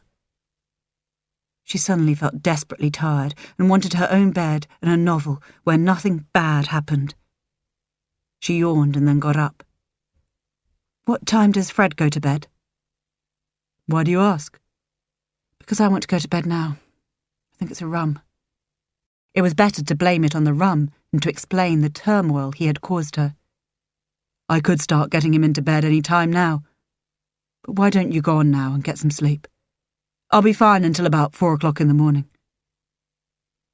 She felt a wave of fondness for him. He was being very kind. You don't have to stay up that long. Let me have a couple of hours and then wake me. All right. Something about the way he said this made her realise he wouldn't wake her unless or until he was passing out with tiredness. I'll set my alarm, just in case, she said. He made an indignant face. In case of what? In case you forget to wake me. He laughed. Okay, I'll wake you after 2 hours or so then. When she was finally convinced he wouldn't take the entire night shift on his own, she went to bed. It was odd going to bed in the little narrow bed he'd been in so recently. The mattress was old and had a dip in the middle, which meant it had a coffin-like feel, but Helena decided it was cosy. The room was full of things cleared out of the living room, probably to make space for Fred's medical paraphernalia. But underneath the piled-up furniture and boxes, she found a cache of Mills and Boon novels. Oh, lovely, said Helena out loud, and found a couple she liked the look of. But she was asleep before she'd even properly opened the first one. She was awake as soon as she heard Jago's tap on the door. She called to him that she was up and pulled on some clothes. She left her hair in a tangle, thinking she could brush it when she was watching Fred. That was quick, said Jago, looking at her a bit strangely. I did my best. Now, you go and get your head down. The bed is all warmed up for you. He didn't go immediately. I like your hair like that, he said. Really? Helena didn't believe him. You know what to do. Help Fred to the loo, get him anything he needs, and if he's too heavy or anything happens, call me immediately. Okay? She nodded. On your way, bonny lad, she said, with a smile and a bad Scottish accent. The moment he had gone, she looked in the mirror. Her hair was a tousled mess, but, she realised, it was also a bit sexy. At least Jago couldn't possibly think she'd done it specially. It was quite peaceful sitting in a dark room with a table lamp and a good book. She took Fred to the bathroom once, which took a long time, and before she knew it, it was nearly time to wake Jago. She decided she needed a cup of tea and made one for Jago too. Jago was facing the wall and stirred when she put the mug down on the bedside table. Jago, are you awake? It's time for a shift change. I've brought you tea. Jago turned over, and before she knew what he was about to do, he had reached up and pulled her down for a kiss. She found herself in his arms, half lying on the single bed. For a second or two, she allowed herself to stay there, wrapped in his arms, in the dark, just the two of them. And then thoughts of Fred possibly needing the bathroom again made her pull away. We haven't time for this, she said. Drink your tea, and then get up. She heard the shower going, an attachment on the taps in the narrow bath, and shortly afterwards he appeared in the living room. Okay, I'll take over now, he said. Thanks for the tea. She thought she'd never sleep, but the bed was warm and cocoon-like, and the room very dark. While she did spend quite a bit of time thinking about Jago and how she felt about him now, she did drift off, and soon Jago was shaking her arm. Hey, wake up. You must have been very deeply asleep. I've been knocking and calling for ages. She sat up in bed. Oh, gosh, sorry. What time is it? Just after 4. Dawn is breaking, and the birds are singing loud enough to deafen you. Have you made me tea? I have. It's getting cold, so hurry up. The dawn was so lovely, it made Helena, who was a bit sleep-deprived, feel almost weepy. The sun was coming up, sending shafts of sunlight through woodlands, across fields and into the valleys. In the background, the birds were so loud there could have been a music track. She sat in the chair that Jago had moved so she could see the view and sipped her tea. As she watched the mist, which again reminded her so much of carded wool, drift across the landscape, she saw a little group of deer emerge from the trees and start grazing in a field. "Look," she whispered, "the deer." You don't have to whisper, said Jago, who'd reappeared behind her. They won't hear you from here. She dug him in the arm with her elbow. "Not them, Fred. How is he? Anything you need to tell me?" Not really. He gets up early, though, so there's no point in my going back to bed, really. Go for a couple of hours. You can get him up when he's ready. I'll wake you. She had been planning to read, but instead Helena sat and watched the day slowly wake with a promise of sunshine and light. But distracting her from the beauty, even more than the progress of the deer, who ate the grass for a bit and then meandered across to the next wood, were her thoughts of Jago. She had to get them into order, she decided. Did she still love him? She asked herself. She decided she did, because the thought of anything bad happening to him made her really sad. She tested the theory by imagining something awful happening to Cressida or Martin. She was upset and really didn't want it to come about, but she didn't mind as much as when she thought of Jago suffering. Could she forgive him for not telling her about his past? Well, she decided, he probably would have told her eventually, and so, yes. Except she didn't know this for sure. Doubt waved in and out of her mind. He'd worked hard to create a new identity. Why would he risk telling anyone about his old one? Abandoning the back and forth this created, she asked herself other questions. Was Jago a kind man? Easy. Yes, he was. She'd experienced it herself and seen it with Fred. He was extremely kind. Did she fancy him? Another easy one. Yes, she did, a lot. Hard question. Did she love him enough to overlook her doubts? Probably yes. Hardest question. Was he so disillusioned by women that he wouldn't be able to commit to a relationship again? Answer was definitely, don't know, followed by, hope not. Final question. How did he feel about her? He certainly fancied her and liked her as a person, but love? She couldn't know. He hadn't said as much, although he had come near it. She was grateful when Fred stirred, wanting the bathroom. She was driving herself mad with her questions. Chapter 32. The day progressed slowly, filled with small tasks, until after lunch Jago said, I think I'll go somewhere and pick up emails and things. Do you want me to take your phone? Your emails would download and then you could read them. That'd be nice, said Helena. Get me a newspaper with a decent crossword in it, said Fred.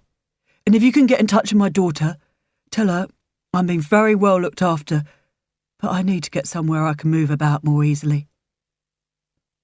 I think she knows that, Fred, said Jago, but I will pass on the message. Helena walked out with him to the car. The trouble is, he said, Fred's daughter is struggling to afford the alterations. You do get some help from the government, but not everything she needs. Oh dear, that's worrying. It wouldn't be worrying if she'd accept help from me, but she says her family has had enough from me and won't take any more. Helena let her gaze take in what she now thought of as the backdoor view. Isn't there some way they could raise money from this place? It's in such a heavenly spot. It would make the ideal holiday home or rental. Anything, really. He frowned. Well, he said after a bit, I suppose I could buy it from them if they wanted to sell. I would be taking on a far greater mortgage load than I'm happy with. But if it did the trick for them, I'd do it. Or maybe you pay for the renovations, etc., and pay yourself back from the lettings. Once you're reimbursed, the rental income would come to them. And they could come and stay too, when it's done up. The cottage and the view would stay in the family. Why didn't I think of that? It's a perfect solution. Clever you.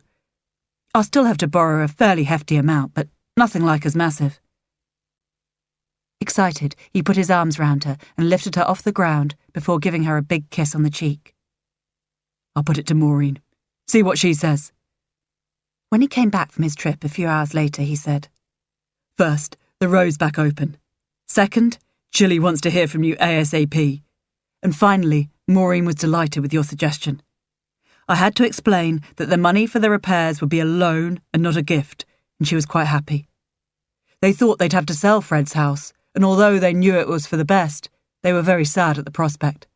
This way, they can have their cake and eat it, so to speak. He grinned.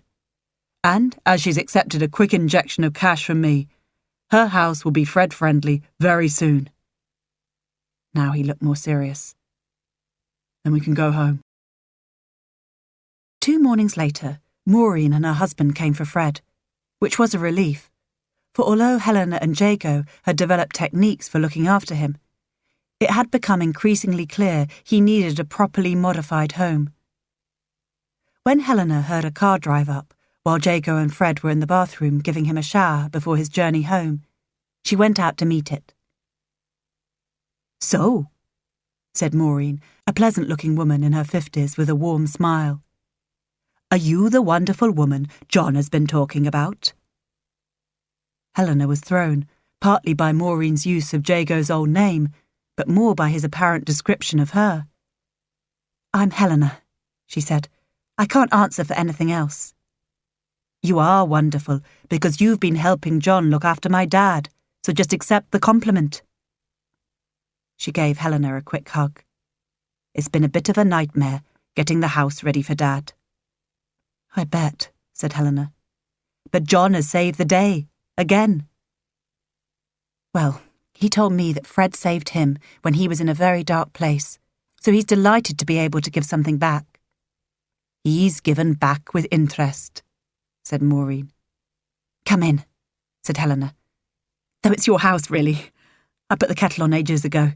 It's probably boiled dry by now. John, is giving Fred a shower for the journey home. Not easy with that dreadful thing you put on the taps.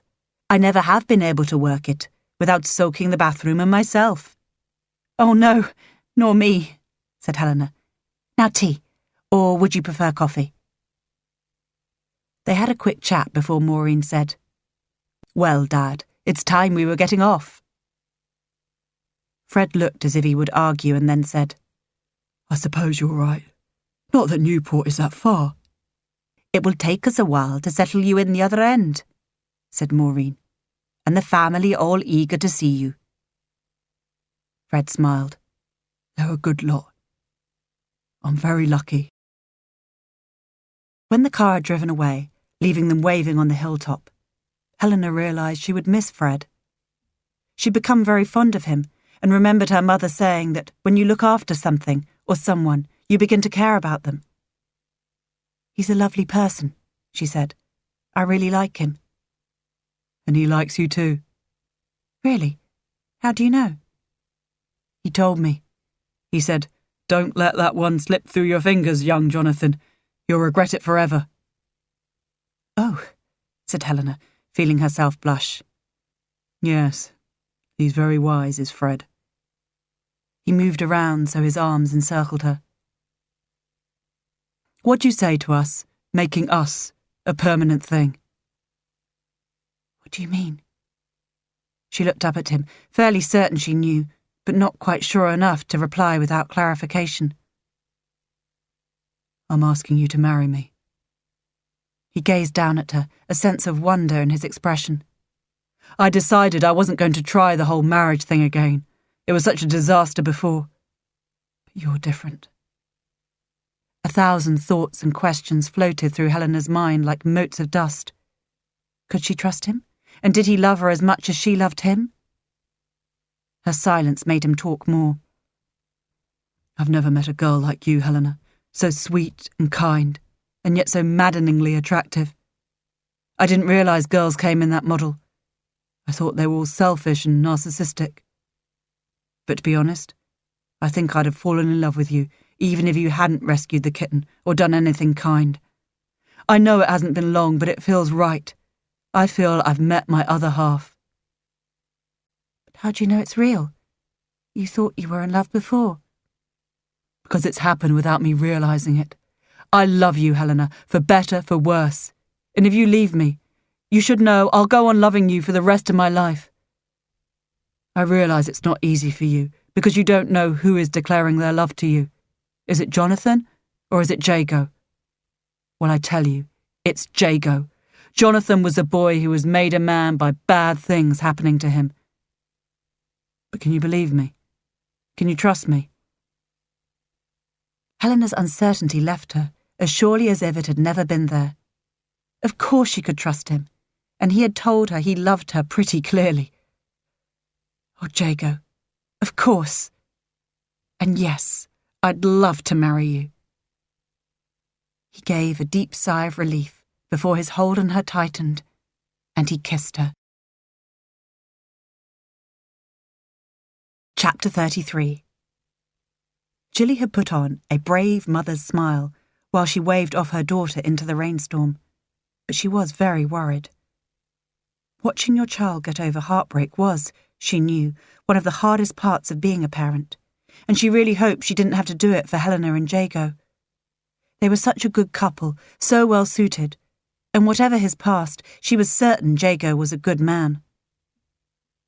She was delighted when William called. Jilly, are you very busy? Could you tunnel out for a visit somewhere? It was lovely to hear his voice, and she particularly loved hearing him say her name. I'm not that busy, as it happens, being midweek. What did you have in mind? I want you to come and see my house. Just for a moment, Jilly had a nasty flashback of when Leo took her to see his house, the beautiful house he didn't own. Oh, she said. William seemed to know she was having a wobble. I just thought you ought to know where I lived. After all, we are a couple now, aren't we? We definitely are. Jilly gave a little sigh of happiness. When will we go? Tomorrow. I'd like to take you out to lunch first nearby and then show it to you. I'm planning to take the afternoon off. I do love an outing when a bit of bunking off is involved, said Jilly. Will you pick me up, or shall I meet you somewhere? I've got to do some shopping, so it will be no trouble. I prefer to pick you up, if you don't mind. Then it's more like a date, and less like an estate agent's appointment. Jilly laughed, and shortly afterwards they disconnected. William lived in a nearby town that was famous for its antique shops. Fortunately, it also had a fair number of very nice places to eat. He took her to an Italian wine bar that was also a delicatessen, where he was greeted like an old friend. William, your table is free. I'll bring the board over when you're settled. The proprietor gave Jilly a bow that was respectful and curious at the same time. Hello, Franco. This is my good friend Jilly. Jilly dipped her head nervously and smiled back. Then she followed them to the table.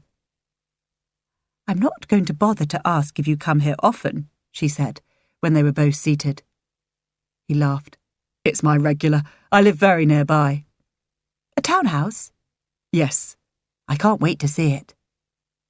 Could you imagine yourself living in a town, Jilly? Jilly thought about it. This is a very nice town. Lovely shops, lovely places to eat. She guessed he was showing her his home before asking if she'd like to move in with him. It was terribly early days. While she was completely sure of William, she wasn't sure she was ready to throw up her life to be with him. It made her very twitchy. He laughed, aware she wasn't answering his question. What are you going to have to eat? She asked. I usually have whatever Franco tells me is best. It saves me having to decide. I'm not good at decision-making either, said Jilly, if it doesn't particularly matter. But if it does matter?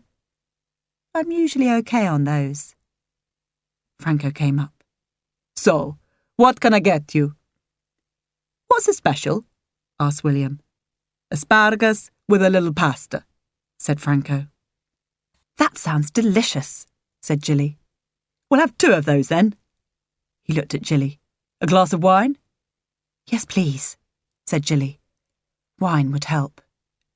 A glass of wine for my friend, sparkling water for me, said William. It's the first asparagus I've had this year, said Jilly, when they had been served. And I've never thought of having it with pasta. I suppose it comes naturally to an Italian to put pasta with things. It was completely delicious. You are so lucky living near here, said Jilly enthusiastically. It was always a safe thing to say. I am, said William, but it has its downsides.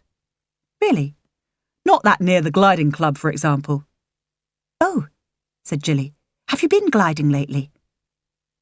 She tried to think if he'd had the opportunity to go gliding, but, in spite of the wine and the lovely food, she was still a little on edge and couldn't remember his schedule. And could I go again? Of course, any time. We must make a date for it. He smiled warmly at her. I have to say, you are the first girlfriend I've had who has wanted to go gliding.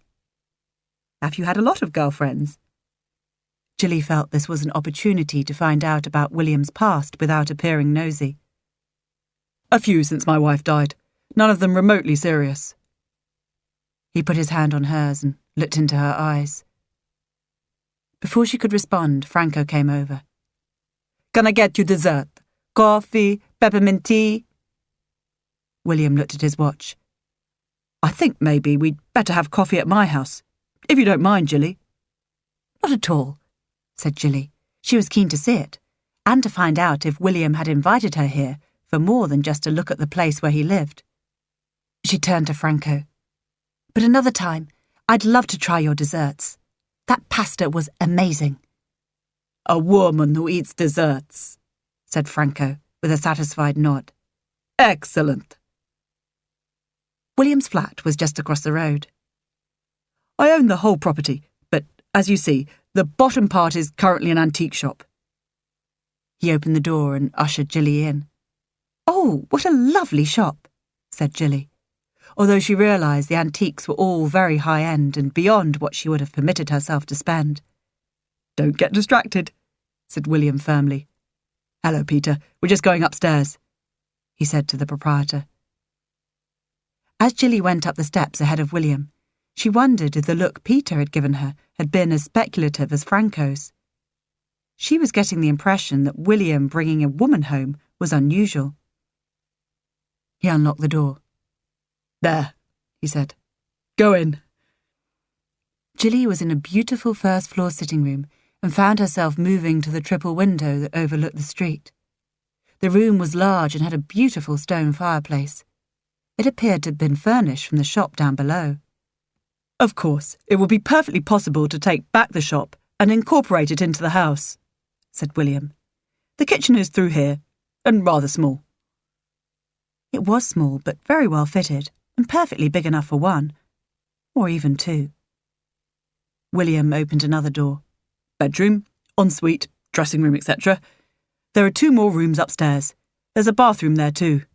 You can't have guests coming down the stairs in the night, especially if they're Aunt Daphne. Jilly laughed, pleased to think of Daphne being here. Personally, she felt a bit overwhelmed. Imagine a big kitchen downstairs, opening out onto the courtyard garden. I'm doing that. It's huge. Yes, too huge for one person, which is why I've never done it. Have you had this house long? He nodded. Yes, I bought it about 20 years ago. It was derelict. I had a small legacy that helped with the deposit. The rent for the shop covered the mortgage. You're telling me very clearly that you own this house, she said. Because of what that scoundrel Leo did, implying he owned a house he rented. I love the word scoundrel. It's so charmingly old-fashioned." "I am charmingly old-fashioned," said William. Gilly laughed. She was beginning to relax a bit. She wandered around this amazing flat and tried to picture herself in it. She would like being near the shops. She'd love to be within walking distance of nice restaurants. But how would she cope without her B&B guests? She needed work, not just for money, but because she believed work was good for people. She went into the kitchen, which was at the back, and looked down at the courtyard garden. She could see Ulysses there, possibly curled up on top of one of the stone sinks, crushing the succulents or auriculas or whatever was growing there. "So," said William, who had let her roam about and explore, "could you live here?" She sighed and bit her lip. "If I was to offer you my heart and my home, so to speak. I mean, if you took my home and didn't want my heart, I would have to find somewhere else to live." She managed to laugh. "And I'm thinking that we will have to decide if we want to live together or carry on as we are." He looked at her with a mixture of seriousness and gentle humour. "How do you feel about it? I know it's awfully soon to think about these things, but I feel I've wasted enough of my life, hoping you'd have a problem with your VAT, so you'd come and see me. I want you there every day, greedy though it sounds." She considered her answer. It was a big step and very early days, and yet somehow she felt ready to face it. "I do always feel sad when you go home in the morning."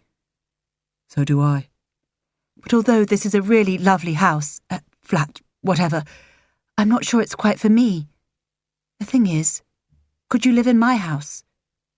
I mean, I feel I'm asking you to choose between an amazing, prize-winning racehorse and a big, clumsy old Clydesdale with feet the size of dinner plates, hairy fetlocks, a head the size of a small child, which, however well groomed and polished, will always be a bit of a lump." He laughed. "I love that analogy. And I do have to tell you that I've always been very fond of heavy horses and old houses in the country." "And of course you could bring any favourite pieces of furniture. I could get rid of some of my stuff. Pass it on to Helena, possibly." "Not your son?" "No, Martin wouldn't want it. He and his wife have quite a different style to mine." "I'll think about what my favourite bits of furniture are." He frowned slightly. "I can't think of anything, except the desk that was my father's." "You wouldn't want to bring that beautiful fireplace? I'm sure I could find room for it." "I think you'll find it's fairly firmly attached to this building." "Oh, shame. I was hoping for an upgrade," said Gilly. Then she became serious. "But what about the B&B? How will you feel about having to share your home with strangers? It's not for everyone. Sebastian, my ex-husband, was horrified at the thought, and he didn't have to do it. Martin thinks it's awful." "I don't think it will worry me. We could have our own space after all." "And you don't have to sell this house. You could rent it, keep it in case—" She paused, worrying if she was saying too much. "If things didn't work out." "You know what? I think things will work out." He paused in his turn. "Shall I tell you when I decided to stop looking for women who might become life partners and only have very casual girlfriends?" "If you like." "It's when you became a client." "Oh." "You were in a dreadful state, and I knew that I had to bide my time, and it might be a long time, before I could do anything about it. But I fell in love with you the first moment you came into my office." Gilly took advantage of the sofa that was just behind her and sat down rather quickly. "Really?" "Yes, I hope that doesn't seem stalkerish to you." "It's a bit surprising." She imagined herself as she had been that day, red-nosed, swollen-eyed, unable to think clearly. "It surprised me too, I must say," said William cheerfully. "Well," Gilly said after a long pause, "I'm glad you decided to do something about it eventually." "Me too, and we mustn't forget Daphne's input, although I did rather resent her interference at the time." "I think we should tell her we're together," said Gilly. "Have her to dinner or something." I've had something a bit more ambitious in mind." Jilly felt she should stop being surprised by William, given that at one time she had thought he was just a really nice accountant. But it was difficult. Which is? William came and sat beside her. Remember my surprise party? It wasn't long ago. Even I can remember that far back. He laughed. Well, it wasn't quite the party I'd have liked, because Daphne had got an old address book, and so missed out on people I would have loved to have there. So, I thought if I gave another party, same venue probably, it was okay, you could invite your friends and family too, and we could announce ourselves as a couple. Unusual, said Jilly. Well, I prefer to be able to announce something a bit more conventional, but I feel it's too soon. Jilly felt she knew what he meant, but wasn't quite sure enough of herself to follow this up. Well, to be honest, I'd much rather have it at my house. We could have a marquee in the garden. It would be lovely, and it would make sense of the whole thing if you're going to move in with me. It would be an awful lot of work for you, although of course we get a caterer. I'd like to do the puddings myself, the fun part of the party. He took her into his arms. That would be amazing.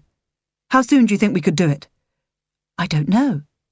I'd like to do it as quickly as possible. Would a fortnight be too soon? Shall we see about the marquee and then decide? Said Jilly. I have a favourite firm I use. Excellent. Franco would do the catering if we asked him. He paused. He's been wondering out loud why I'm single for long enough. Maybe we should go back and tell him we're coupled up. William kissed her again. One of the reasons I love you. You're so down with the kids. Jilly found this thought so hilarious she had to have a drink of water to calm herself down. Jilly was very happy when William dropped her off, particularly as he had promised to be back for supper. She walked around the house thinking about what furniture she could get rid of, so William could have enough things to make the house seem partly his. He'd need space for his desk. Would under the window in the sitting room do, or would he actually like a proper study? In which case, the room Jilly currently used for flower arranging and as a general dumping ground could be cleared out and made very nice. But in the meantime, if she moved Martin's old desk, which wasn't very special really, William's desk would fit. She'd asked Martin if he wanted it, although it wouldn't really fit into his and Cressida's minimal, modern, decorative scheme. Thinking about Martin made her realise she'd better let him and Cressida know about William and that she should do it face to face. She'd email him to invite them over. But the more she thought about telling him, the more nervous she became. She ought to phone, but didn't want to. She didn't escape talking to him. He rang right back as soon as he got her email. What is this thing you want to tell us, Ma? Nothing silly, I hope. What do you mean? What could I be telling you that's silly? She knew exactly what he meant, though, and in his eyes, yes, it was silly. I don't know, he said, but I think it would be better if you came here to tell us whatever it is. I was going to make the stew you like, with the cheese scones. So, you wanted to butter me up with my favourite food? She didn't bother to deny it. I just thought you'd like it. Come to us. Tomorrow night? About 7? Cressida would never eat stew and scones. Chapter 34. She brought flowers from her garden, already in her jam jar, so Cressida wouldn't have to worry about finding a vase. She might not even have a vase. Some cheese straws. Martin loved anything cheesy. And a book for Ismini. She also got out a bottle of wine from the cellar, which she thought looked okay, although she couldn't remember much about it. She bought it after a long and persuasive phone call from a famous wine merchant some time ago. Now she really hoped it was nice. On Martin and Cressida's doorstep, waiting for the bell to be answered, she wished she brought 2 bottles. Mum! Hi! Said Martin. He hugged her briefly. He made Jilly feel wary. Hello, darling. How lovely to see you. Is everyone well? It seems ages. Well, come in. Oh, thank you for this, he said, taking the bottle and leaving Jilly with her arms still fairly full. Cressida, looking very well groomed and thin, was perched on the edge of the sofa, her knees clamped together. She had very tense legs, Jilly felt, and now, when she got up, every sinew of them was visible. "Jilly, you brought flowers. How lovely." "Yes," said Jilly, handing them over. "They just need some water. You don't need to rush around trying to find a vase for them." "Very thoughtful," said her daughter-in-law, although Jilly suspected she was the sort of person who thought flowers in jam jars was a bit shabby chic and not her style. "And where's my lovely granddaughter?" she asked. "I've got a book for her that she might like." "She's staying with a friend. We felt we could relax more if she wasn't here." "Oh, well, let me know if she likes the book. I could get more by that author." "Very kind. She loves reading, as you know." "She's a credit to you," said Jilly, wishing her granddaughter were there in person. A little light relief would have been very welcome. And she loved Izzy. Martin handed her a glass. "Sherry, Mum?" he asked. She took the glass. She did like sherry, but the Tio Pepe Martin served was very dry, and she yearned to tell him she liked something a bit sweeter. A nice Amontillado was much more her thing. "So," she said, having taken a sip, "shall we get what I have to tell you over? Tell you now?" "No," said Martin urgently. "Not yet." "It's no big deal, really," said Jilly. "It's only that—" "Stop," said Martin, holding up a commanding hand. "Dad's coming." "What?" Jilly stopped trying to be well-mannered and restrained. "Why? What did you invite him for?" "I thought if you were going to be telling us something potentially serious, he should be here," said Martin. Jilly took a breath, forcing herself to remember that Martin was away for most of the acrimonious divorce proceedings, and she'd made a point of not telling her children quite how awful their father was. Helena knew a lot more, of course. It had been harder to hide it from her.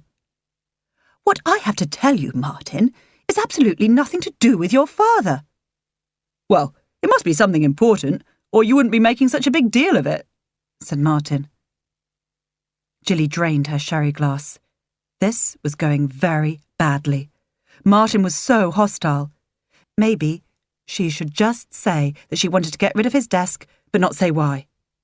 But then it would look dreadful if the next time Martin and his family came over, William literally had his feet under the table. And there was a party. She'd have to invite Martin and Cressida to that. She took a breath. "Well, there are two things. The first is, I don't want to sell my house, but I do want to get rid of some bits of furniture. I wanted to see if you wanted them." There was a short, tense silence. Martin pursed his lips. Then he said haughtily, "Well, it's a shame you don't want to help out your family, but I accept your decision. And the second thing? It can't only be that, or you wouldn't be here." If Martin hadn't been such a serious person, she'd have said, "You've got me banged to rights." As it was, she made a non-committal little sound. The doorbell jangled, and Jilly had time to wonder if it was the most irritating one she had ever heard. Then she heard her ex-husband's deep, loud voice. "She's still got that sardine can of a car, I see," he said. As he was still in the hall, it was possible he didn't intend Jilly to hear him, but it was unlikely. "Hello, Sebastian," said Jilly. "Hello, Jilly," he said, and bent to kiss her cheek. The smell of his aftershave made her shudder.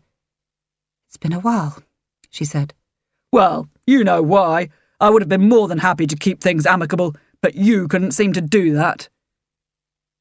It occurred to Jilly that he'd got married in the first place, so he'd have someone constantly on hand to blame things on.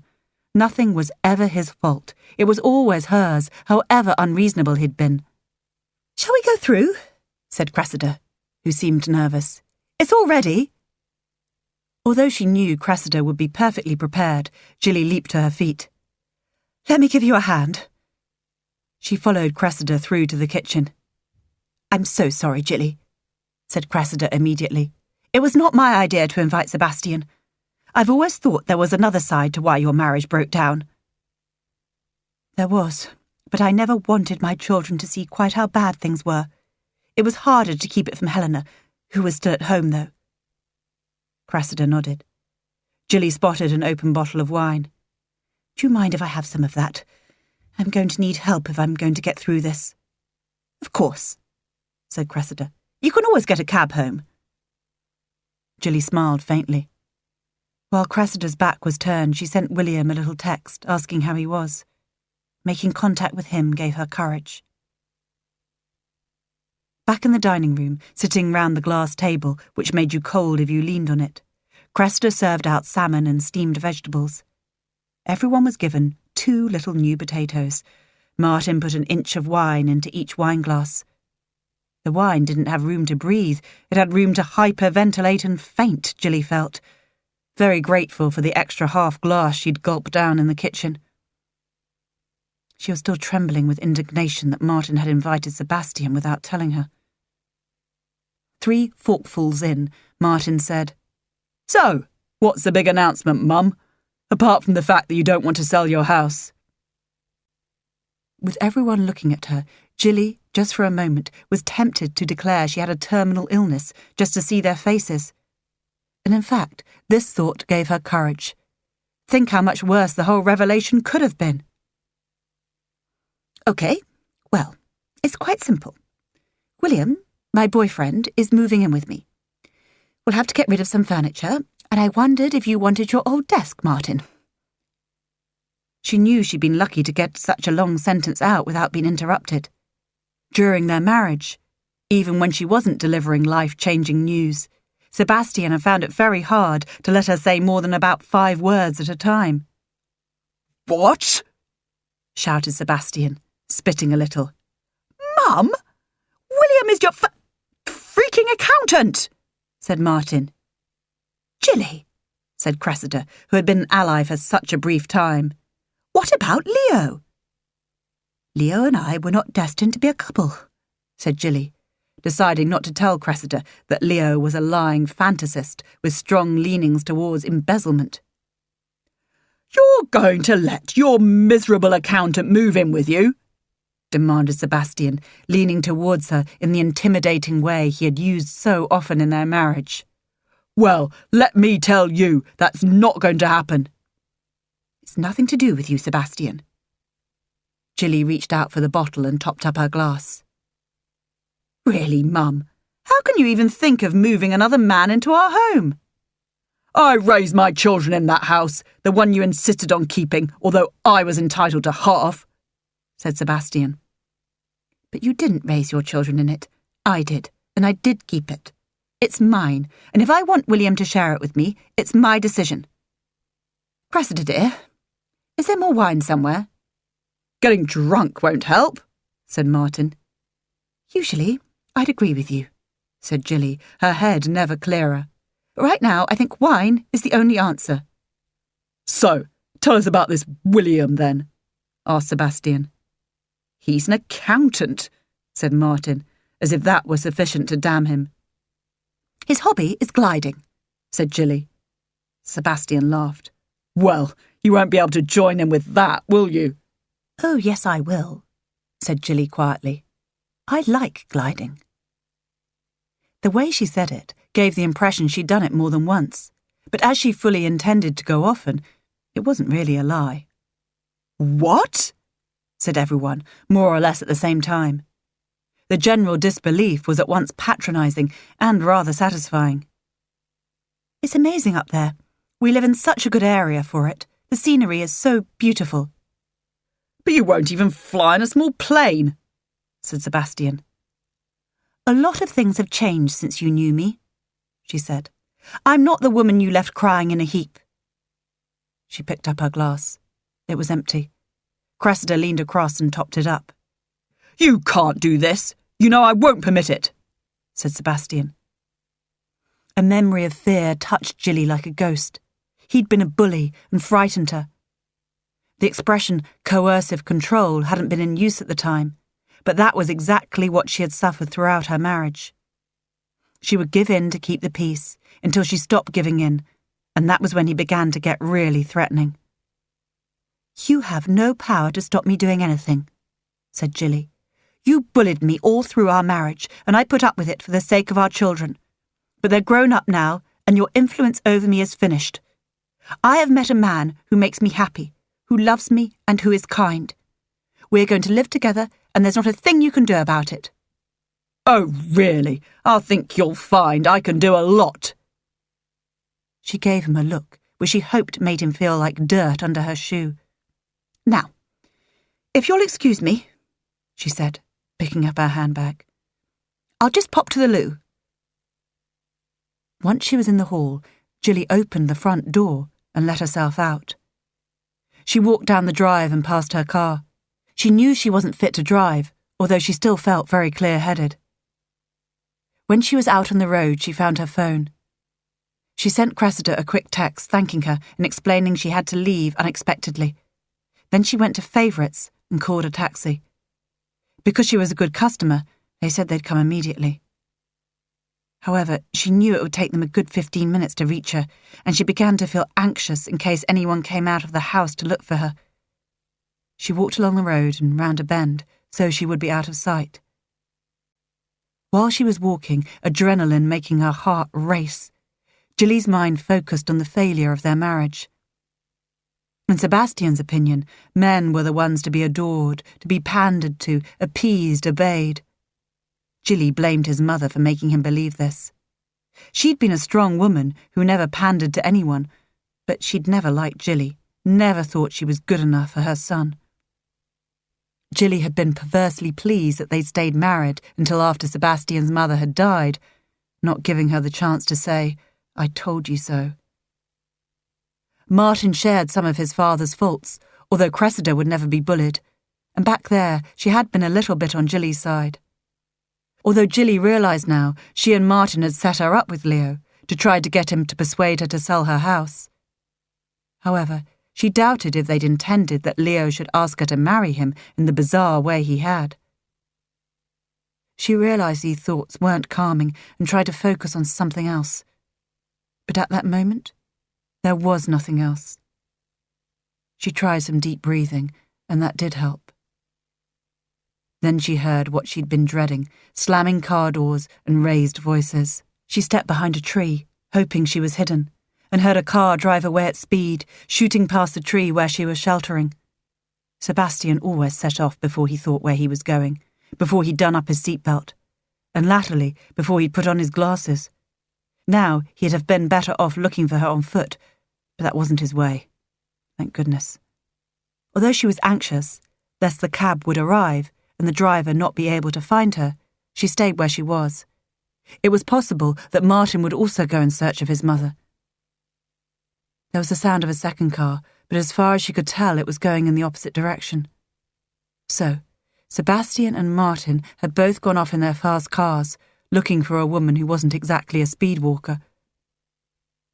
There was a little park not far away from Martin and Cressida's house. Jilly had spent a lot of time in it years ago, when Ismene was a toddler. Martin would know about this park, but Sebastian wouldn't. She made her way to it. If Martin found her, it would be okay, just as long as Sebastian didn't. The thought of being alone with him in a lonely place in the evening was not pleasant. She wished Helena wasn't so far away, somewhere in the hills above the Wye Valley. She had time to wish she'd been wearing her Fitbit and that she hadn't fallen on the wine in quite such a desperate way, before she had a text from her cab driver asking where she was. She told him about the park, and within a very few minutes he was there, and she was being driven back to Fairacres at speed. She wondered when her heart would catch up with her brain and stop beating so fast. As the cab approached the Fairacres drive, Jilly saw William's car parked in front of the house, and then William himself, waiting by the front door. She thrust a couple of notes into the cab driver's hands, ignoring his protest that it was too much money, and got out of the cab and ran towards him and into his arms. "Oh, William, how lovely to see you. What are you doing here?" "Your weird text told me something was wrong. I didn't know where your son lives, so I came here. What's up?" He held her and stroked her back and her hair, murmuring words of comfort. "Let's go in the house, and I'll tell you." Now she was safe, Jilly felt as if she'd panicked, and knew that if she hadn't had too much wine, she wouldn't have been so impetuous. But Sebastian could be frightening, and Martin could be dominating. Well, it was my fault, really. I had too much to drink. Why do women always blame themselves for things? Or have you been conditioned to do that? William wasn't usually so blunt, but it made her think. She headed towards the kitchen and he followed her. They sat opposite each other at the kitchen table. I probably have been conditioned to do that. Everything was my fault in my marriage, from the roof leaking to the weather being bad, to the fact I had a difficult relationship with my mother-in-law. Although she was a very strong character, my ex, Sebastian, blamed the problems we had entirely on me. So why did you feel the need to drink too much, although you don't seem remotely drunk? I'm not drunk, but I probably had too much to be legal to drive. And I did it because Martin sprung Sebastian on me. I panicked. He and Martin together can be very overbearing. You haven't told me much about your marriage. When you were getting divorced, you were always so careful to keep it as businesslike as you could. Although his attempts to get his hands on your house must have been devastating. From habit, she got up to put the kettle on. It was. Fair Acres had been my parents' house, as you know. Sebastian never contributed much to it financially, and yet he made it so I had to pay him off by selling the orchard and that bit that went for a building plot. She paused and smiled as she sat down again. I should have let it go by now, and really I have, but seeing him tonight and him being so awful about... She stopped. About what? Let me guess, the thought of another man going to live in what had been his home. Yes, basically. He and Martin were very territorial. I suppose it's different for Martin, but Sebastian has no right to be like that at all. Has he married again? He did for a short while, but it didn't last. Oh well, we won't invite him to our party then. She laughed. William picked up a pepper grinder that was on the table between them. You haven't changed your mind? Martin being unhappy about it hasn't made you feel you'd rather I didn't move in? If I worried about what made Martin happy, I'd never redecorate. Or if I did, I'd have to keep the same colours. He's always had a rather rosy view of what his father was like, but I'm sure he'll come round. And if he doesn't? Well, we'll still have the party, and you'll still come and live with me, and I'll still move his old desk to make room for yours. But you'd be unhappy about it. It was a statement, not a question. Well, of course I'd prefer it if he gave us his blessing, but if he doesn't, then maybe I have to live with that. She paused. The kettle was boiling. Do you actually want a hot drink of any kind? Not really, he said, getting up and going round to her side of the table. I think we both need an early night. She smiled and put her arm round his waist as they went upstairs.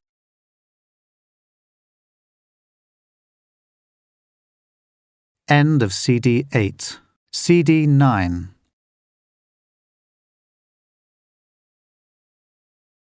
Chapter 35. Helly, darling. It was late the following morning, and Jago and Helena had just arrived back from their time away. Helena found herself enveloped in one of her mother's special hugs, as Jilly intercepted them at the door. Jilly had waved William off a few moments earlier. Everything all right, Mum? She asked. Of course. Come in, Jago. How are you? Are you hungry? What can I get you? Jago kissed Jilly. It's lovely to see you again, and as always, I'm starving. Breakfast seems a long time ago, and I only had toast. There are few people I love more than hungry ones, especially when they are always so appreciative, said Jilly. What would you like? Why don't I make you a proper B&B full English? With or without baked beans? Not a fan myself. I've got some black pudding and some homemade hash brown potatoes to go with the usual things. Oh my goodness, said Jago. That all sounds like heaven. You could go and eat in the dining room. I've opened the doors to the garden. It's such a lovely day. When Jilly had put plates of food down in front of them, Jago's so full she had to use a side plate for the fried bread and the hash browns. Jilly sat down at the table too. Are you sure that's enough, darling? She said, looking at Helen's bacon and tomato on wholemeal toast. Yes, thank you, Mum. This is just what I fancy. And if I ate all that... She looked at Jago's mountainous plate. I'd have to become a brickie to use up the calories. Well, said Jilly, apparently satisfied by this reply. I'm so glad you're here. I've got something I want to tell you. Panic ripped through Helena like a lightning bolt. Are you all right? Yes, said Jilly, laughing. I'm very all right. It's just... William is going to come and live with me, here at Fairacres. Relief made Helena suddenly weak. God, Mum, why all the drama? That's lovely news. She got up and kissed her mother. Yes, it's great, said Jago. He looked at Helena, who shook her head slightly. She wanted to hear all about her mother before telling her about how she and Jago had come back together again. I'm so pleased you're pleased, said Jilly, sounding relieved and a little surprised. I went to see Martin and Cressida last night. He was not impressed by the thought. Oh, men, said Helena. She made a dismissive gesture with a hand that happened to be holding toast and marmalade. He just wants you to stay being his mum forever and not anyone else's partner. He summoned your father for backup. What? Dad? He's only got the one father, darling. You and he have that in common. But why? Demanded Helena, crunching loudly. For backup. Sebastian wasn't impressed either. He seemed to think he had rights to this house and could say who lived in it. That's outrageous. I do hope you told him where to get off. Jilly seemed a little embarrassed. I think he got my drift. So, what happened? Tell all. More toast, Jago? Mum, don't change the subject. You're hiding something. What went on? Her mother exhaled sharply. I had a bit too much to drink. What? At Martin's house? I didn't think that was possible. I went into the kitchen. Cressida had a bottle open and had a quick glass while I was there. And she allowed that. She was quite sweet about it, actually. She was embarrassed about Martin inviting Sebastian. We shared a moment of solidarity. But what about the rest of it? And so far you've had a glass of very dry sherry. Helena turned to Jago. Martin always gives her very dry sherry. He knows she doesn't like it. But, Mum, you couldn't have got drunk on that. I didn't actually get drunk, darling, although I did have at least 2 glasses of wine at the table. One of them I poured myself, so it was nearly full, but too much to drive. So you got a taxi home? Said Jago. Do you want help picking up your car? I do need help with that, Jago, although, to be honest, I'd forgotten about my car. Did you get a taxi? Asked Helena. Or did Martin or Cressida run you back? No, I left without telling anyone I was going. So you ran away? Asked Helena slowly. Yes, your father was really quite angry. I was a bit... Frightened? He frightened you, bastard, said Helena. You were worried he'd come after you. Only briefly. William was here when I got back. Ulysses the cat jumped onto her lap. So I had Yulie and William to protect me if he had. My father doesn't like cats, Helena explained to Jago. We got a kitten as soon as the house was properly ours. I like cats, said Jago. Remembering how they had met, Helena smiled. So do I. But, Mum, why was William here? Jilly seemed a bit embarrassed. He was passing and he just called in. Helena shook her head. Try again, Mum. I sent him a text while I was in the kitchen at Martin and Cressida's house. Apparently it gave him the impression all was not well. He didn't know where they lived, so he came here. Good for him, said Jago. So you really don't mind if William moves in with me? Said Jilly, who seemed to be a bit obsessed. No, I'm utterly delighted, Mum, said Helena, and went back to kiss her mother again. And if we had a big party to tell the world what we're up to, you'd come? Of course. Try to keep us away, said Jago. Helena felt her mother had relaxed a bit as she and Jago went through the house with her looking at furniture. Jilly had already put stickers on everything she wanted to get rid of. Can we say yes to everything? Said Helena. There are some nice pieces here, said Jago. Jilly seemed sceptical. It's just a load of old junk, really, and very battered.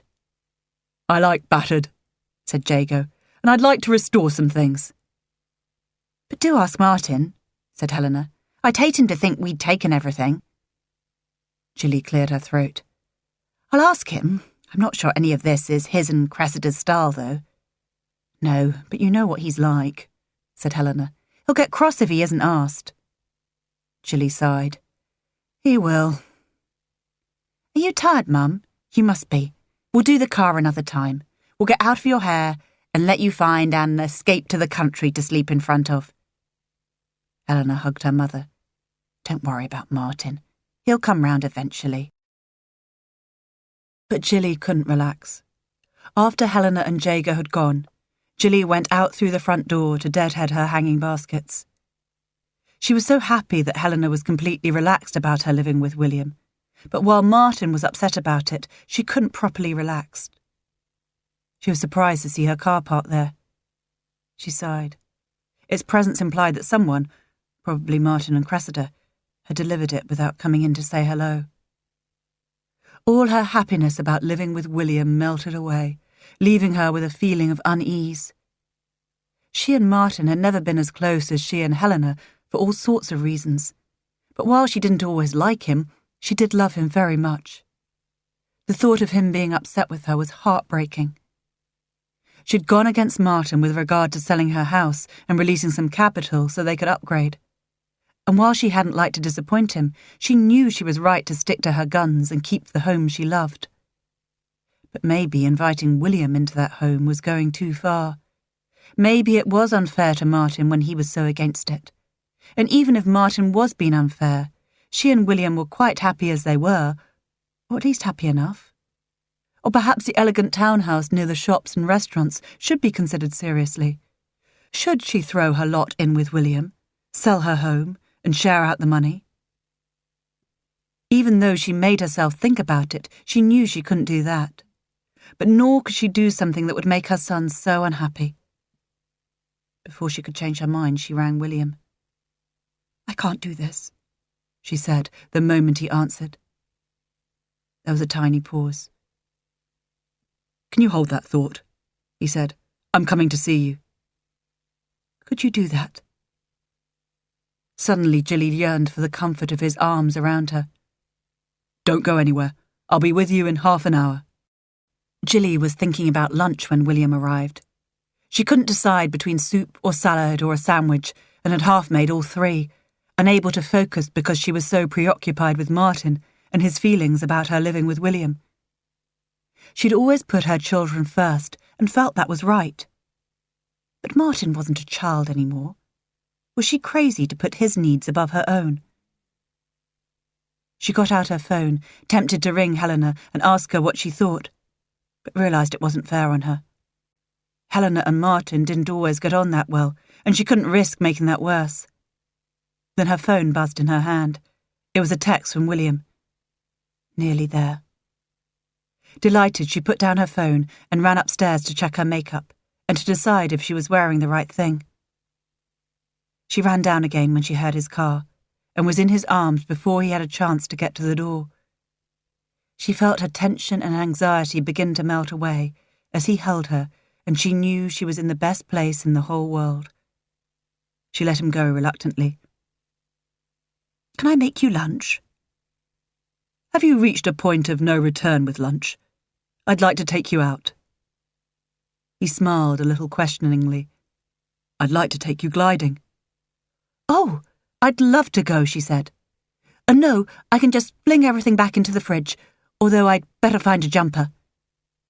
You go and find a jumper, and I'll fling everything back in the fridge.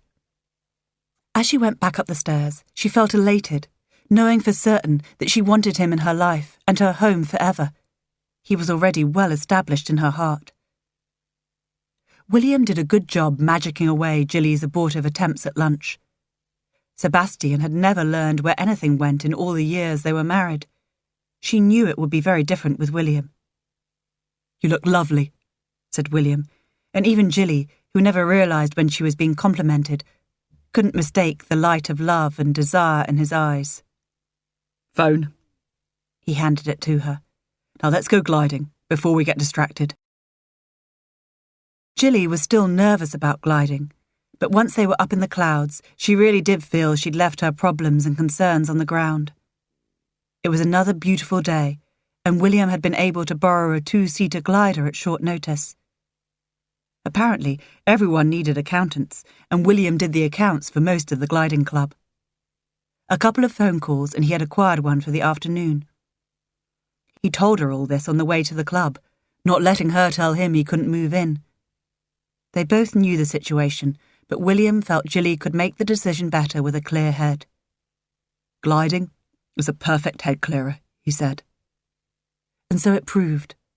By the time Jilly had come back down to earth, she had decided that William should move in.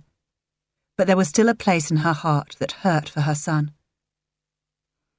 "I wonder if Martin will come to our party," said Jilly while William was driving her home. "We'll ask him, and his wife and daughter, of course, and just see." William's calm manner added to the calm she had gathered while swooping over the landscape. "I really hope they do decide to come," she said, sounding positive, feeling less so. "But we'll still have fun if they don't." Helena was having tea with Jago the following day when she saw an unknown number calling her. She nearly didn't answer it, but then decided to risk it. "Helena? William, your mother's friend." "Of course," said Helena, relieved he wasn't likely to sell her anything. "I wonder if I could ask your help. Could we meet for a drink this evening? I could meet you anywhere that suits you." After they had arranged where to meet, she turned to Jago. "That was William. He says he wants my help." "Ah," said Jago. "I wonder if I know what it is." "Then tell me. I can't think." "I imagine it's to do with your brother being unhappy about your mother wanting to live with William in your old home." Now Helena understood. "Ah, he wants me to try to talk him round." "I expect so. William won't want Jilly being unhappy about Martin. In theory, he's a grown-up and should just suck it up. But your mum is very maternal. She won't want to do anything that makes him unhappy." "You're absolutely right, but this is her time. She should have a chance of happiness." Jago shrugged. "She's very caring." "Too caring," said Helena, determined to insist that William did move in if that was what her mother wanted. Sitting in a wine bar a few hours later, Helena really understood why her mother loved William. He was kind, a good listener, but not too full on. He was a slow burn rather than instant conflagration. And he obviously cared about Jilly very much. "I know that however much she says she'll put up with Martin being unhappy, she will be miserable," William said. "However unreasonable Martin is being, she's still affected by it. I'd love to start organising this party with her knowing she has the blessing of both her children. She does hate it if we fall out, and I know she'll be miserable if she thinks Martin is unhappy about anything she does." "Exactly." "And you want me to try to talk Martin round?" He had a very endearing smile. "Do you think you can?" Helena shrugged. "I'll certainly try. I think you're absolutely right about Mum. This should be a very happy time for her. I know she likes you, William. She should be allowed to enjoy that and stop being a mum all the time." "Thank you for being so understanding. You see far more of Jilly than Martin does. Don't you mind about it?" Helena shook her head. "I was with Mum during the divorce, and before that I saw how vile my dad could be to her. Martin never saw it. I think maybe Dad behaved a bit better when he was around. Whatever, Martin and Dad are quite close. I don't really have much to do with my dad." "Are you sad about that?" "I'm sad my dad wasn't different, but I seem to manage okay without one." "I won't ever be a father to you," said William. "But if you ever need help with anything you need advice about, I'd be more than happy to give it a go." "That's very kind." "Oh, please don't ask me anything that involves being fatherly, but I'm good on tax, not too bad on cars, and can find my way round a computer if I have to." Helena smiled. I'll bear that in mind. It's a very nice offer. Not at all. I know how much Jilly values your opinion. It's important for me to get on your good side. Now she laughed. You're already on my good side, and I'll see what I can do about Martin.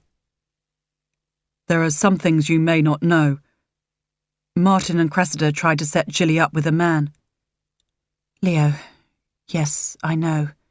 What they didn't know, nor did Mum, was that he was the man who nearly killed me and Mum in a car when I was a teenager. She fiddled with her hair for a second or two.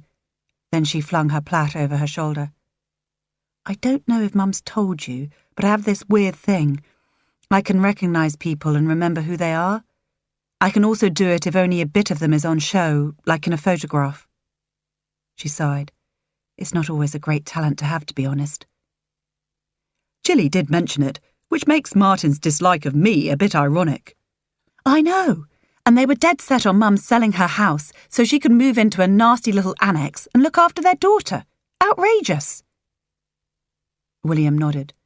Just to be clear, I have a house of my own. I have absolutely no interest in your mother's property. I showed her my house, which is nice and in the very best area. He smiled. She obviously liked it, but I could tell she didn't want to live there. But if she wanted, I would sell it and buy somewhere more rural we could live in together. But she didn't want that either. Not really. But if you sold both properties, you could buy a mansion, said Helena. Martin would really love that, said William, us having exactly the sort of property he wanted. He paused. I don't think Jilly would. No, she wouldn't, said Helena. And you don't mind her having the B&B? Not if it makes her happy, no. For William, it was obviously as simple as that. Chapter 36. Helena arranged to meet Martin near his office after work the next day. It had taken a little persuasion to get him to see her, and he was late. Helena tried not to be annoyed, but he always had thought his time was more precious than hers. But she smiled and got up and kissed him when he appeared. He accepted her hug, but he didn't return it. Helena realised he probably knew why she was there and wasn't happy about it. I think I can guess what this is about, said Martin. Oh? Mum sent you to try to convince me that it's okay to have another man moving in with her, but it's not okay. First, Mum didn't send me. I don't suppose she knows we're meeting. And second, I'm not trying to convince you of anything. This was a small untruth, but she allowed it. Martin wasn't going to change his mind easily, if at all. Oh? Helena flirted with the idea of telling him this meeting was all her idea, but decided life was complicated enough without lying. Well, actually, I am going to try to talk you round to the idea of Mum and William living in the house together. And William asked me. The snake! Trying to get you to do his dirty work? It's not dirty work. They want to be together. William wants you to be happy about it. That's perfectly reasonable, and he's not a snake. He really loves Mum. Mum? Or her very expensive real estate? Helena swallowed hard, shocked that he should mention real estate. After all, he and Cressida had set Jilly up with a man who had tried to persuade her to sell her house. She wondered what kind of kickback they'd offered him. And had they thought through the implications of Leo inviting Jilly to live with him? Bang went their free nanny-cum-gardener. Maybe they'd reckoned his property was so fantastic that Jilly would happily move into it, having sold hers and given them the money, which would at least have got them their new mansion. Although, of course, Jilly didn't want to sell, and he didn't actually own his property. Jilly had explained all this to her. They probably hadn't bargained on him wanting to live in Fairacres when he couldn't convince her to sell. That scuppered all their plans. And would Martin have been happy for Leo to live in his old family home? But now wasn't the time to ask him. She forced down her fury at the way he and Cressida had behaved. She was here as a peacemaker, and it wouldn't help to rake up those things. William has a very nice house of his own. He doesn't need Mum's house. He just wants to live with her, and she wants to live with him. I'm surprised at you, Helena. You're the sentimental one. Aren't you bothered about there being another man in Dad's place? What about respecting the memories?" "What memories, Martin?" asked Helena softly. "Were there many good ones?" "Of course there were good ones. Christmas, when we were little and all the cousins came to stay. It was brilliant. But more recently, I remember some really awful times." "Like what?" Martin came back, quick as a flash. "Sunday lunches, when nothing Mum did was right." Helena quailed as she thought about it. He was on at her all the time, had her jumping up and down to fetch this, that and the other, never letting her finish a sentence, interrupting her. "Oh, for goodness sake, all couples bicker." "It wasn't bickering, Martin, it was bullying." "Not as I remember it." Martin had inherited some of his father's characteristics. Helena had only come to realise this fact as she grew up, although they had got on well when they were small. "Anyway," she said, "we're all grown up now, we have relationships of our own, and Mum wants another chance of happiness. Is that so wrong?" "Yes, I'm not having another man in Dad's place at home." Helena opened her mouth to tell him how ridiculous he was being, but remembered again that she was not here to have a row with Martin. She was here to make life happier for her mother. "Well, just think about it, Martin. Mum's a relatively young woman." "She's a grandmother. She should just concentrate on doing what she does well, not mess about like this. Our family home should be for her family, not for any Tom, Dick or Harry." "William isn't any of those," said Helena, in a desperate attempt to stop her brother being so angry. "Oh, don't be ridiculous!" Martin was shouting now. "Why can't Mum just be a grandmother and stop all this nonsense? She'd have been perfectly happy and fulfilled if she'd agreed to our plan." "OK," said Helena quietly. "I'm sorry you feel like this, but I don't think I can do anything about it." "How did you get on?" asked Jago when she got home, handing her a glass of wine. "Utter failure. He's in complete denial about Mum. He thinks she should just be a grandmother and not have a life of her own. So unfair." She pulled out a chair at the kitchen table, watching him stir something on the stove. "You might feel differently about it when you have children yourself," said Jago. "You think?" He nodded. "Yup.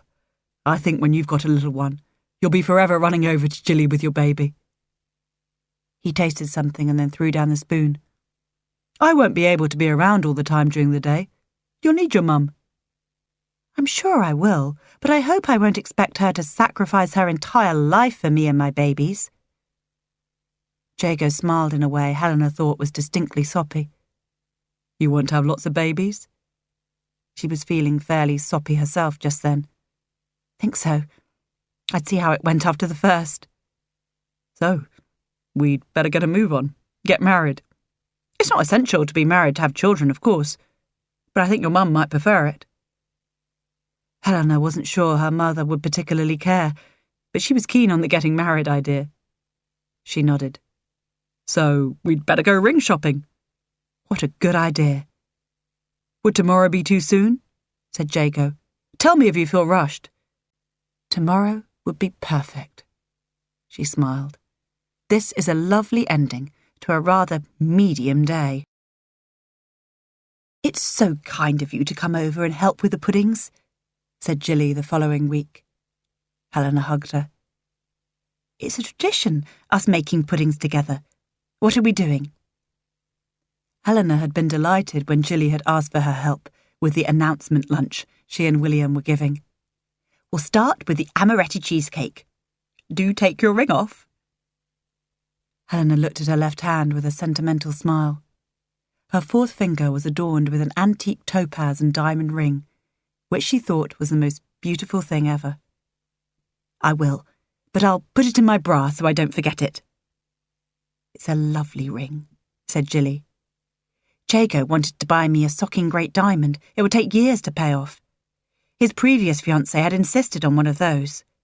He was surprised and pleased when I just wanted something that I really loved and didn't cost a fortune." Jilly, who obviously wanted to go on chatting about Helena's love life, was on a mission to get the puddings done too. She handed her daughter an apron. "He had a bad time with her then?" Yes, when the whole scandal about the fire blew up, she completely lost interest in him. Although, to be fair, it must have been horrible being doorstepped and having your picture all over the papers. Helena reached for a packet of digestive biscuits. Do you want these blitzed, or shall I just bash them? Bash, please. I want the food processor for the amaretti. They're a bit harder. How many are we catering for? Said Helena a little later. About 50, I think. You never quite know, do you? Helena knew she was thinking about Martin and Cressida, and hoping they'd come, although there had been no communication between them since that awful evening. So that's 10 puddings. 5 to a pud? Yes, I'm doing 5 kinds of pudding, but doubling up. You're not over-catering, are you, Mum? This was said with a wry smile, because Helena knew the answer. Probably, but you know what it's like. If people don't see much food, they don't dare eat it. Then there are leftovers, and your classic under-caterer gives even less the next time till it's 1 nibble per person. Helena laughed. Her mother was very good at justifying her tendency to have too much food, but she did agree that everyone enjoyed having at least 2 helpings of something sweet and creamy. Helena was folding mashed raspberries and strawberries into whipped cream when Jilly said, Have you thought about your wedding, Helly?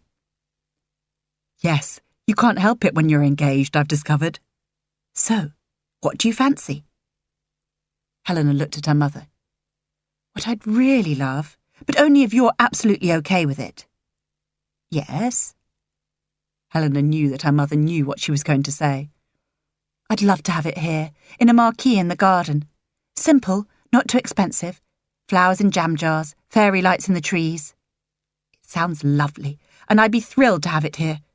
I'd be offended if you tried to have it anywhere else. But the fact is, the garden is a bit small. I'm sure it's big enough. Jago hasn't many relatives he still talks to and not so many friends. She paused. Although I suppose there may be some he'd like to get back in touch with, now all the scandal and disruption is well over. What about his parents? Where do they stand in all this? Well, his dad took his brother's side. That's a wicked uncle, so he and Jago don't speak. His mother lives in Australia, I think. She moved as far away as she could from everything. There's his sister, of course. She's a bit bossy, I gather, but they are close. Poor Jago, said Jilly. Yet he seems to manage without having parents. She became thoughtful again, and Helena knew she was thinking about Martin. Helena brought the subject back to the wedding. But you're not doing the catering for my wedding, not even the puddings. I want you and William, to enjoy the wedding and not have to work. Oh, darling, how sweet of you. Jilly suddenly seemed a bit tearful. Helena couldn't tell if this was normal, my little girl is getting married stuff, or because of her wretched brother. But could you restrict your guest list to 50? That's how many we're having tomorrow. We had to leave out lots of people we'd have liked to invite. But you're probably inviting all sorts of friends and family of William's we wouldn't have for the wedding. True, Jilly acknowledged. But I do have a lot of cousins, people I know and am fond of. Helena nodded. This extended family had been very kind and supportive during the divorce. She could see Jilly wouldn't like to leave them off a guest list. But still, the wedding was all a long way off. It was far too early in the proceedings to think about whom they would ask. It's such a shame I had to sell the orchard as well as the building plot, Jilly said. It works okay, doesn't it? Said Helena. The orchard had gone to neighbours who had grazed their children's ponies in it. It did, said Jilly, but the other day I met Natasha at the farmer's market, and she said her son was coming home for a bit and wanted to put yurts on there and offer glamping. Oh. Helena tried to imagine the view outside her old bedroom window, including yurts. Apparently, several of the trees are really old now, so he wants to take them down to make room for the yurts.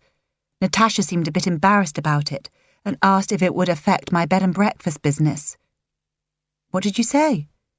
She was being served then, so I didn't say anything, but I don't think my normal clients would fancy sleeping in a yurt. Jilly paused. I don't think I can complain, can I? Yurts aren't permanent structures. I don't suppose they need planning permission. Helena resolved to find out. Jago would know. "So, what's the next pudding?" she said. "Would you mind chopping nuts for brownies?" "No, but could you make another recipe, one that doesn't involve nuts, less work?" "I think it's better to make the recipe I know best," said Jilly. Then Helena remembered. Her mother used to make those brownies to send to Martin at university. He loved them. She concentrated on her chopping for a while and then suggested they put on some music. There was so much unsaid between them, it would be good to fill the silence. After lunch, they went to look at the marquee. "It looks amazing," said Helena. "So big. We could have a wedding here easily, surely." Jilly shook her head. "No, I promise you, this only takes 50. You'd need something bigger, unless you leave off most of your relations and half your friends." "Couldn't you fit a bigger one in here?" asked Helena. "Not really," said Jilly. Helena sighed. "Well, we don't need to worry about my wedding just yet." "No," Jilly agreed. "But this marquee definitely needs flowers. A few big arrangements, I think. And then tomorrow I'll put posies on the tables. Let's get cutting." As they clipped and snipped in the garden, getting enough material to fill the big stone crocks Jilly wanted to stand in the empty spaces, Jilly said, "Do you remember when me and other parents got together to turn the school hall into a summery bower for a play?" "Oh, yes. A cut-down version of A Midsummer Night's Dream. I was Titania because I had the longest hair. You looked lovely. And so did the hall. It did involve hacking down whole branches of leaves and every flower in the garden, and every garden in the village, practically." Jilly smiled, obviously thinking back to her days as a young mother with fondness. "Of course we had the orchard then, so I had extra trees I could use, but it still wasn't enough. So a group of us mums went into the churchyard and started raiding that. We were terrified someone would come along and tell us off, but it looked so pretty." "There are photos somewhere," said Helena. "I remember." "We carried lots of it into the church afterwards, so as not to waste all that work, and because we felt guilty about the churchyard ivy being torn off in strips. I was worried about decorating the church at Christmas without it, but it grew back okay, and the churchyard always had wonderful holly." Jilly fell silent. "OK, Mum," said Helena, thinking her mother's reminiscence had gone on just a bit too long. "Let's finish up here. I want to see your outfit for tomorrow. Did you buy a hat, or just a dress?" "Oh, I didn't buy anything new. I've got lots of clothes." "Mum, this is a party that your lovely new man is giving, so his family can meet you properly, and so our lot can meet him. And you haven't bought something new to wear?" She glanced at her watch. "It's too late now." "We could always pop down to the supermarket," said Jilly. "Get something from there." Helena tutted and shook her head before putting her arm round her mother and leading her into the house. "You look lovely in this," said Helena, pulling out a dress that brought out the colour of her mother's eyes. "Yes, but I wore it when I went out with Leo. It reminds me of him. In fact, I'll have to move it on." "Oh, seems a shame." But Helena did understand. "Maybe keep it, but just not wear it tomorrow?" "OK, I'll keep it. So what else have we got? What about this?" Helena shook her head and tried to pick her words. "No, too mumsy. OK, definitely get rid of that then. Shall I find a bag?" "Look in the top shelf. I keep them there." Eventually, they created an outfit they both liked and which didn't have any bad connotations. It was a long, finely pleated skirt that Jilly had bought in a charity shop years ago because she loved it and had now come back into fashion. And a fitted wrap top. That, Helena declared, made her waist look tiny. "And your big locket on the black velvet ribbon," said Helena. "Now, let's arrange a wash and blow dry." "Too short notice," said Jilly, running her fingers through her hair out of sight of the mirror. "I'm going to ring Debbie. I know she'll sort you out. She never lets you down. It's not really fair." "I'll ring her," said Helena firmly. "She'll probably fit you in really early tomorrow, so you'll have plenty of time to get ready. And what about your makeup? I'll do my own makeup. Jilly seemed a bit panicked at the thought of someone else putting makeup on her. You know what those makeup artists are like. They always want you to look natural. The last thing I want. Helena laughed. I do remember that time we went to the health farm and everyone had makeovers. They all looked amazing and I looked awful, said Jilly. I couldn't understand why it didn't work on me. They looked natural, said Helena. So did I, said Jilly, which was why I hated it. Now, glass of wine? Supper? Why don't you ring Jago and ask him to join us? Actually, I've got a few things I must do, but I'll come early tomorrow, at about 11, just to help you with the flowers for the tables and anything else you may be panicking about. Which will be everything. Supposing William doesn't turn up? He'll turn up. He adores you. When Helena was driving away, she reflected it wasn't William not turning up that was worrying her mum. It was Martin. And he wouldn't turn up, not if he was still feeling angry and resentful. She had a few phone calls to make, she realised, before she could relax and sort out what she was wearing for the lunch the following day. Chapter 37. It's so kind of you to see me so early, said Jilly to her hairdresser as she was handed a cup of tea. I should have sorted it out sooner, but I got distracted. That's okay, said Debbie. I don't mind an early start. Working from home means I'm here. Aren't you lucky with the weather? I know. We had made provision for it being cold and rainy, but I don't think we'll need the heaters. These days all the seasons are unpredictable, said Debbie. So just a wash and blow dry? Please. Jilly settled back to enjoy the blissful experience of having her hair washed. I couldn't drop off last night, and of course went into a deep sleep at about 5:30. Oh, I hate that. But you feel all right now? Jilly nodded as Debbie's skillful hands rubbed away her tension. I'm fine.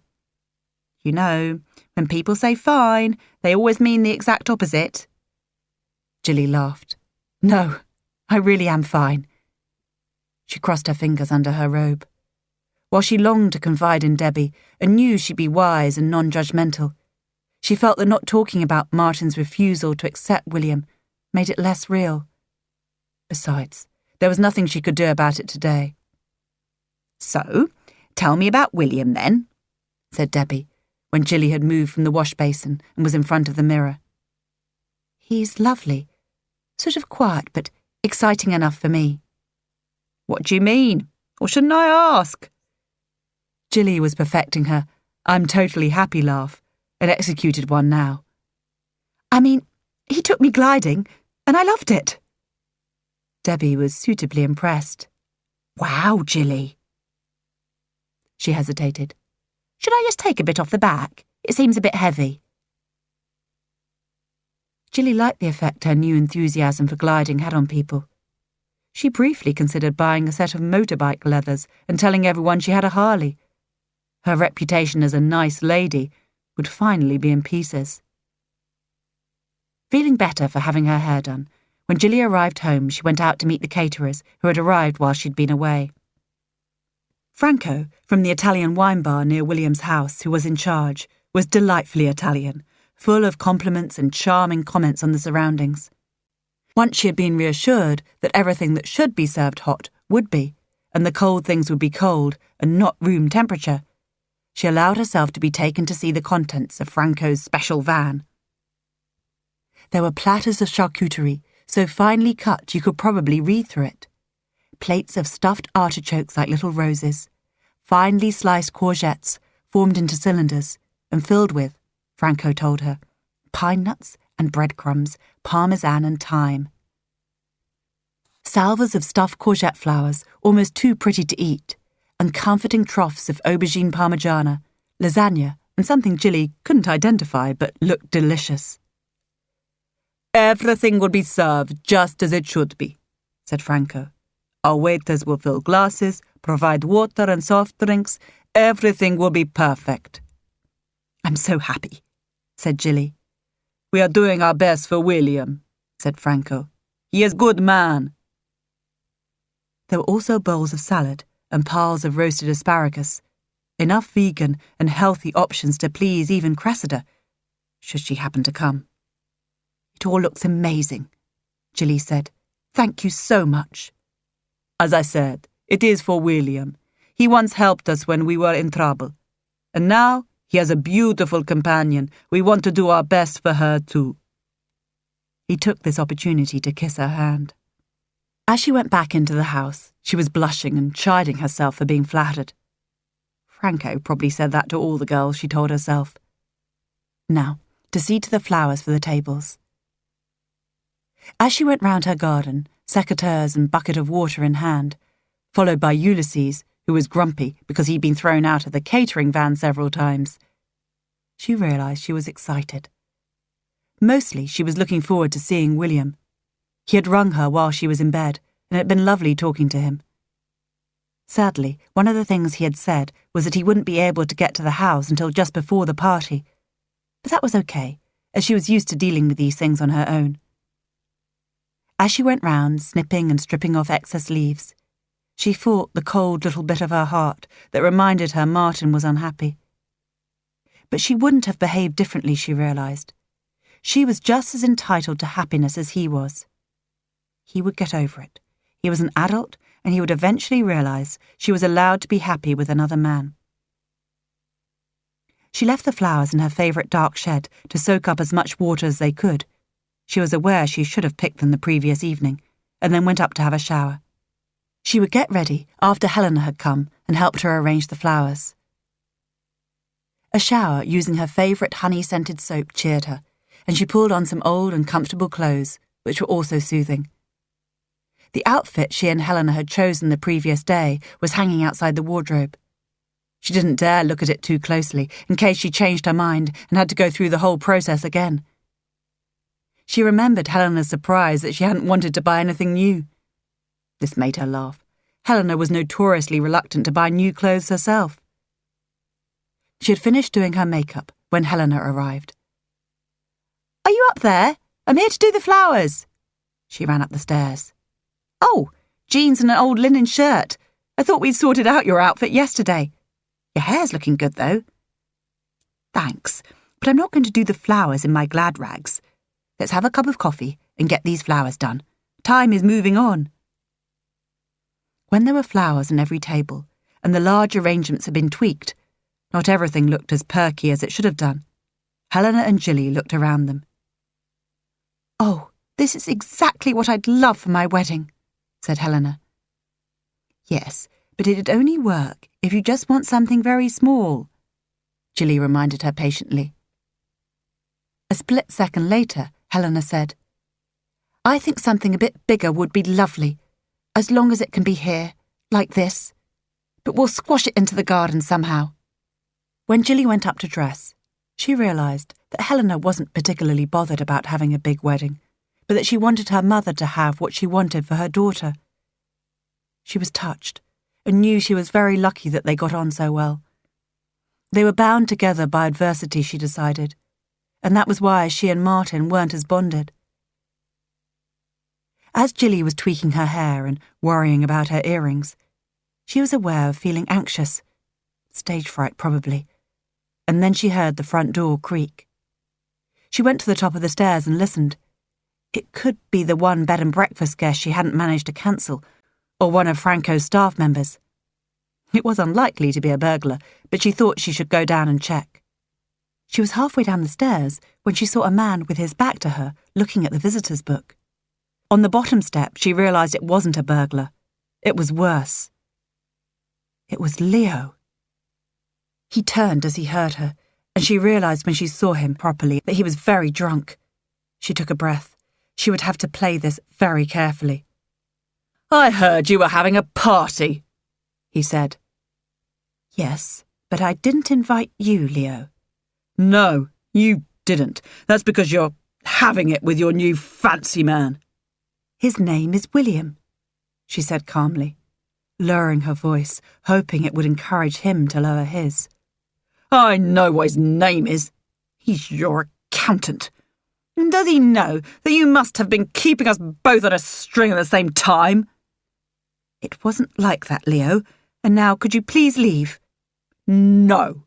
You may think you can have everything you want, but you can't. I can have who I like in my house, and I don't want you in it, so please leave. Is it your house, though? Or is it your children's heritage? You're drunk, Leo. You're not making sense. He was giving her information about how he got to know about the party, though. Martin must have told him for some reason. Possibly spite. Oh, I am making sense.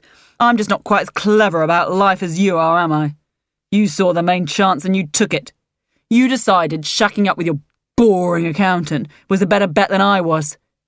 Women don't reject me, sweetheart. I reject them. He started to walk towards her. Chilly was beginning to feel really frightened now. It was early. No one who was likely to come into the house was due yet, and William said he might not be able to arrive until just before the guests were due.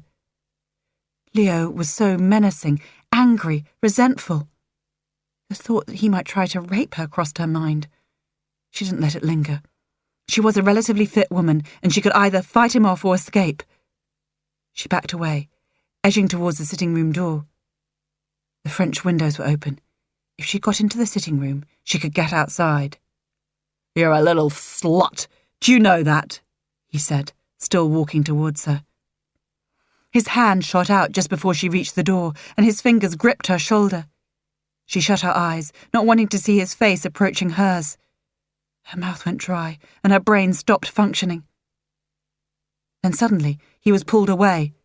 There was a crunching noise and a crash. Her eyes flew open to see Leo sprawling on his back on the floor.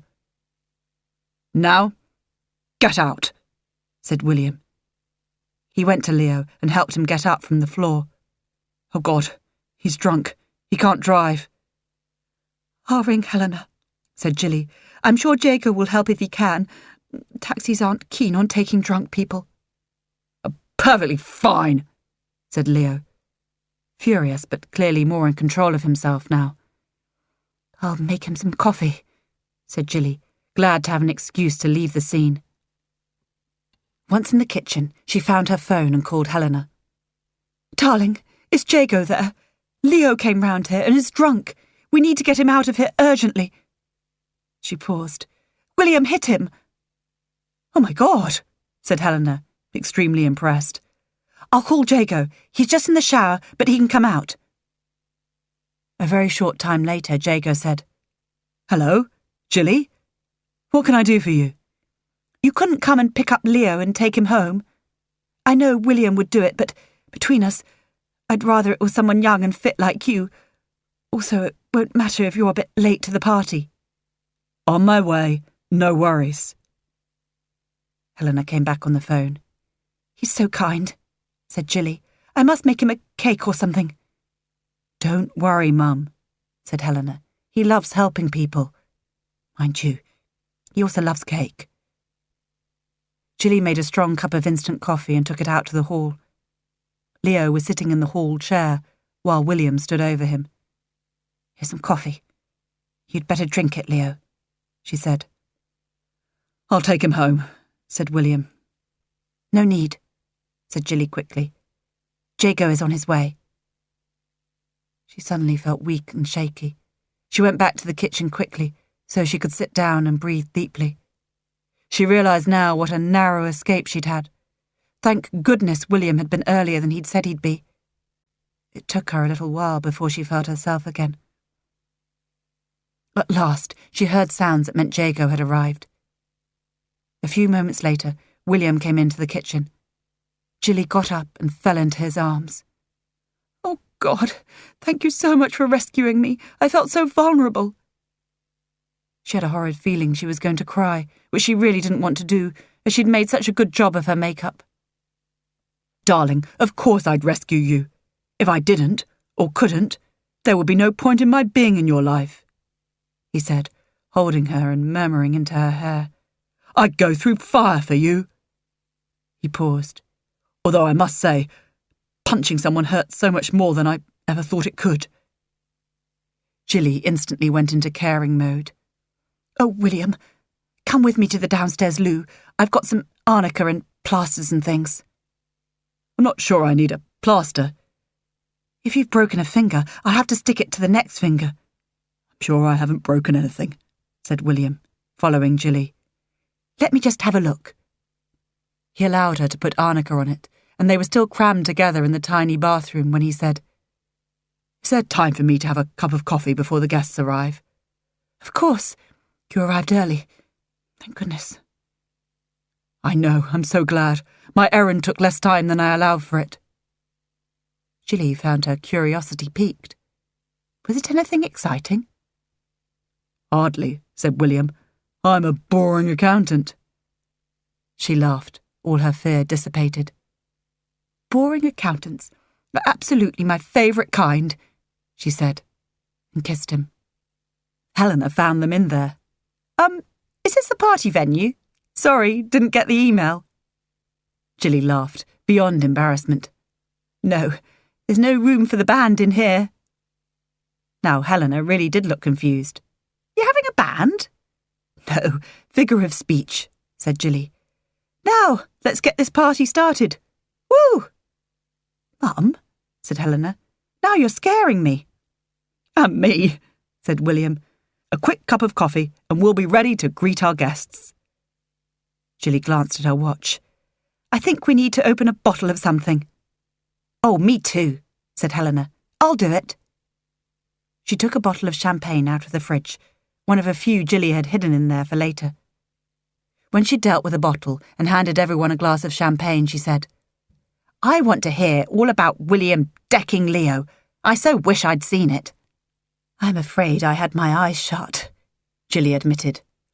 Just as well. It was very inelegant. Not at all like it is on telly, said William. If Leo hadn't been drunk and off balance, he'd never have fallen over. Jilly realised William wanted to make light of it, so didn't point out that Leo had been gripping onto her very hard. So in spite of being drunk, he wasn't off balance. It must have been quite a punch. What would you have done if he'd stayed standing, William? Asked Helena. Punched him again. But I'm very glad I didn't have to. My hand hurts quite enough. Jago walked into the kitchen. Has the party started without me? Not really, said Jilly. But thank you so much for getting rid of Leo for us. It was a pleasure, said Jago. Are you wearing that for the party? Asked Helena. Jago was wearing jeans with ripped knees and a band t-shirt that he probably used for sleeping in. He looked down at himself. Oh, I see what you mean. Should I go home and put on my suit? I think you look absolutely fine, said Jilly firmly. Don't go anywhere. Totes agree, said William seriously. Isn't that what the young people say? Helena closed her eyes, shook her head, and took another sip of champagne. But she was smiling. Oh, are we late? Said a voice. It was Amy, and she had James with her. I thought I was early, Amy went on. I came in case you needed any help. She pulled James forward. You said I could bring a +1, she said shyly. This is James. How lovely, said Jilly. It's so cool you're still friends, said Helena. She gave them both a hug. Don't get overexcited, said Amy, after there'd been quite a lot of hugging and arm-punching. It's very early days. Jilly and Helena exchanged glances. They'd heard those words before. I think you both need a glass of champagne, said Jilly. Not that we're celebrating. Chapter 38. The party was due to start, and Jilly and William were waiting in the marquee, welcoming smiles at the ready. Are you all right, Mum? Asked Helena. Yes, I just want to get started. I've got stage fright, she said. Aunt Daphne and the others will be here any minute, said William. I had a text to say they were nearly here. I almost regret teaching her texting. She can't seem to stop. It's like a sort of Tourette's. It all looks great, said Jago, looking round the marquee. I'd like this for our wedding hells. If you'd like it. Just what I want, said Helena. It's so good we agree. Ah, here they are, said William. Oh my God, said Jago. I think I'm scared. All William's aunts, and apparently several other people, had decided to wear hats. They looked magnificent, but, Gilly thought, a bit overdressed for what was basically a buffet in a tent. There were chairs and tables for everyone to sit at, but it was supposed to be a very informal occasion. This phalanx of women looked ready for Ladies' Day at Ascot, or the wedding of a minor royal. "People love the chance to dress up," said Gilly, moving forward. "Daphne, how lovely to see you, and I adore your hat." "Not hat, hatinator," Daphne corrected her, kissing her cheek. "Not to be confused with a fascinator." "You've obviously looked into it," said Gilly. "Of course." Daphne turned her attention to Helena. "My, you're a pretty girl, aren't you?" Gilly looked at her daughter through a stranger's eyes. She had tongued her long hair, so it came over her shoulder in ordered curls. She wore a simple dress, an old favourite, and ballet flats. She was wearing mascara and a bit of lipstick, and looked, to Gilly's entirely biased eyes, beautiful. And at her side was Jago, who, although he wasn't wearing his suit, looked kind and handsome, and just the man she would have chosen for her daughter, if the matter had anything to do with her. Gilly appreciated him deeply for being who he was. She'd have loved him if he'd been wearing budgie smugglers and a snorkel to her party. Daphne patted Gilly's arm. "Lovely young couple, darling. You're so lucky." "Yes, I am," said Gilly, feeling lucky until her son came into her mind, and she felt just a little bit sad. "Now, where are you going to sit?" "Isn't there a seating plan?" Daphne was put out by this basic mistake.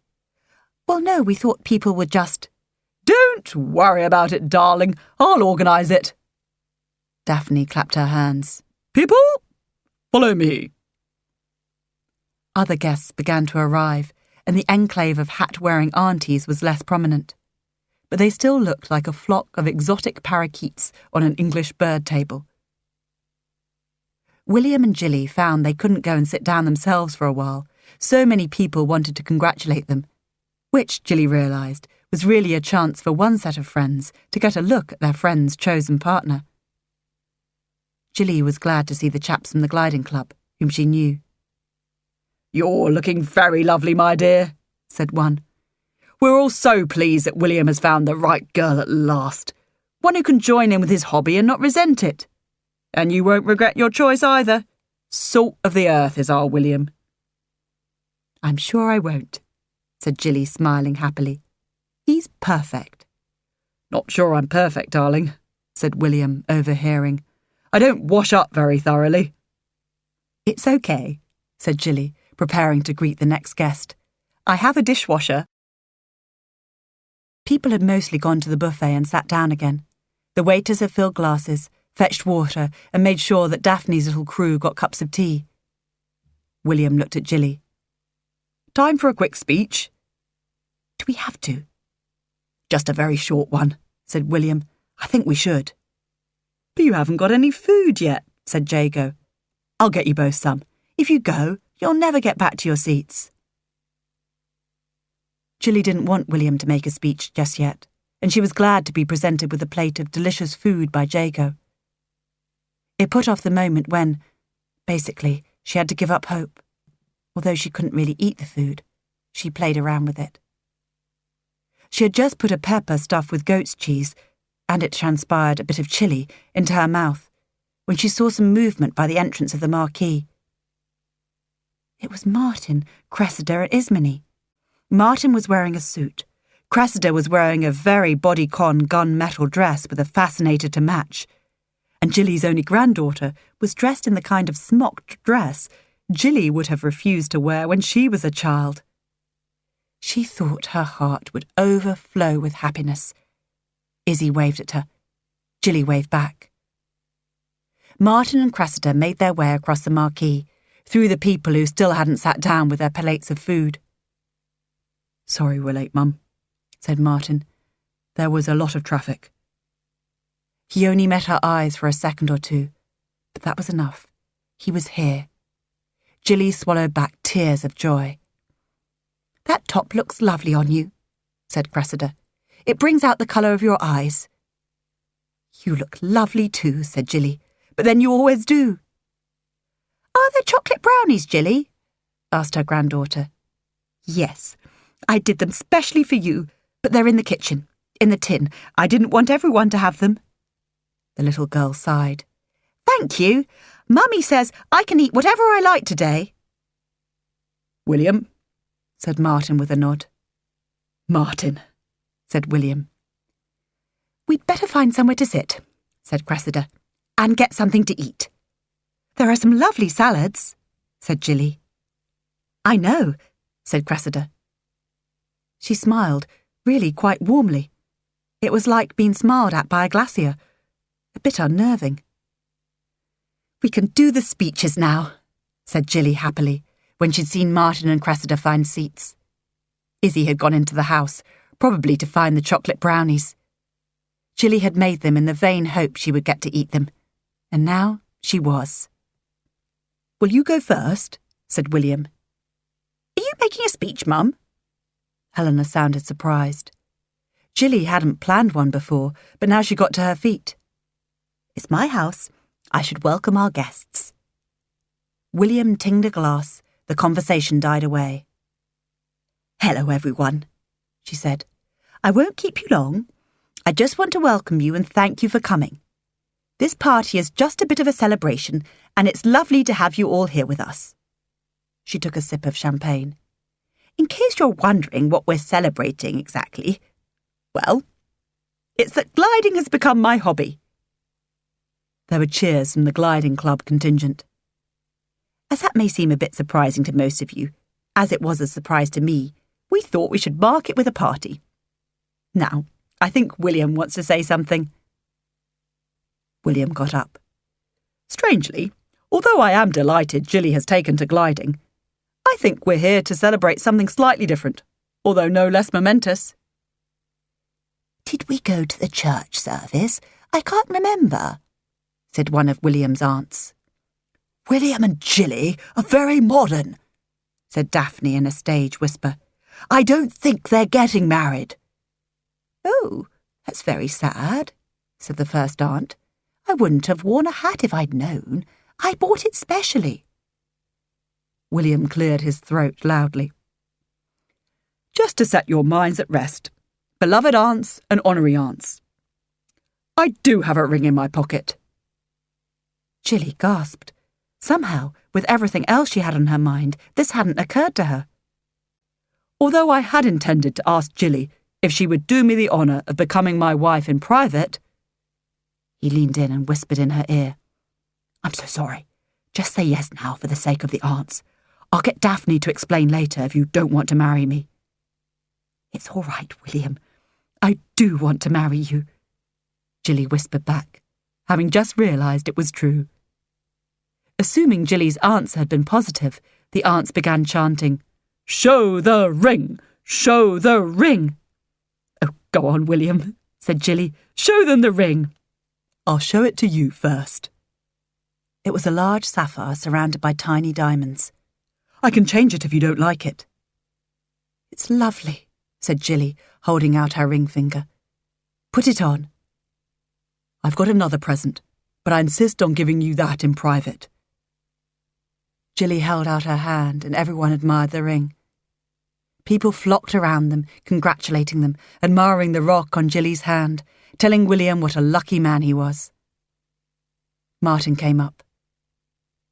"I'm happy for you, Mum. Cressida made me see this is your home now and not the family's. And I'm sorry for trying to get you to sell it and introducing you to Leo. I didn't realise he was such bad news." Jilly kissed him. "It's all right. I'm just so glad to see you." He patted her shoulder awkwardly and went back to his family. "Come on," said William. "I can't wait to talk to you alone." The kitchen was full of Ismini eating chocolate brownies, and the sitting room had an aunt lying flat out on the sofa, hat askew, snoring gently. Eventually, they went into the tiny office where Ulysses had been having a nap. Now he'd been woken, he stalked off to join the party, scattering hair as he went. Jilly was dying of curiosity and anxiety in case William had bought her something she didn't really want. Would she be brave enough to tell him so it could be sent back? He pulled an envelope out of his inside pocket. It was a holiday, she decided. That was okay. He handed her the envelope. "I've been talking to your neighbour and her son," he said. "They were willing to sell this." Bewildered, she opened it. It took her a few moments to take in what she was reading. "The orchard," she said a little breathlessly. "You've bought the orchard. Oh, William, I never dreamed this could happen." "It's for you. It's a present." Jilly wasn't worried about the details. She just wanted to hug him. So she did. "Oh, thank you so much, William. Now we can have a proper wedding." That is the end of A Springtime Affair. It was written by Katie Ford and read by Helen Stern. This has been an ISIS audio presentation. Previous titles by this author, Life Skills, Living Dangerously, Stately Pursuits, are also available from ISIS. For further details of our extensive catalogue of unabridged audiobooks, please call 0116 236 4325 or visit our website www.ulverscroft.com.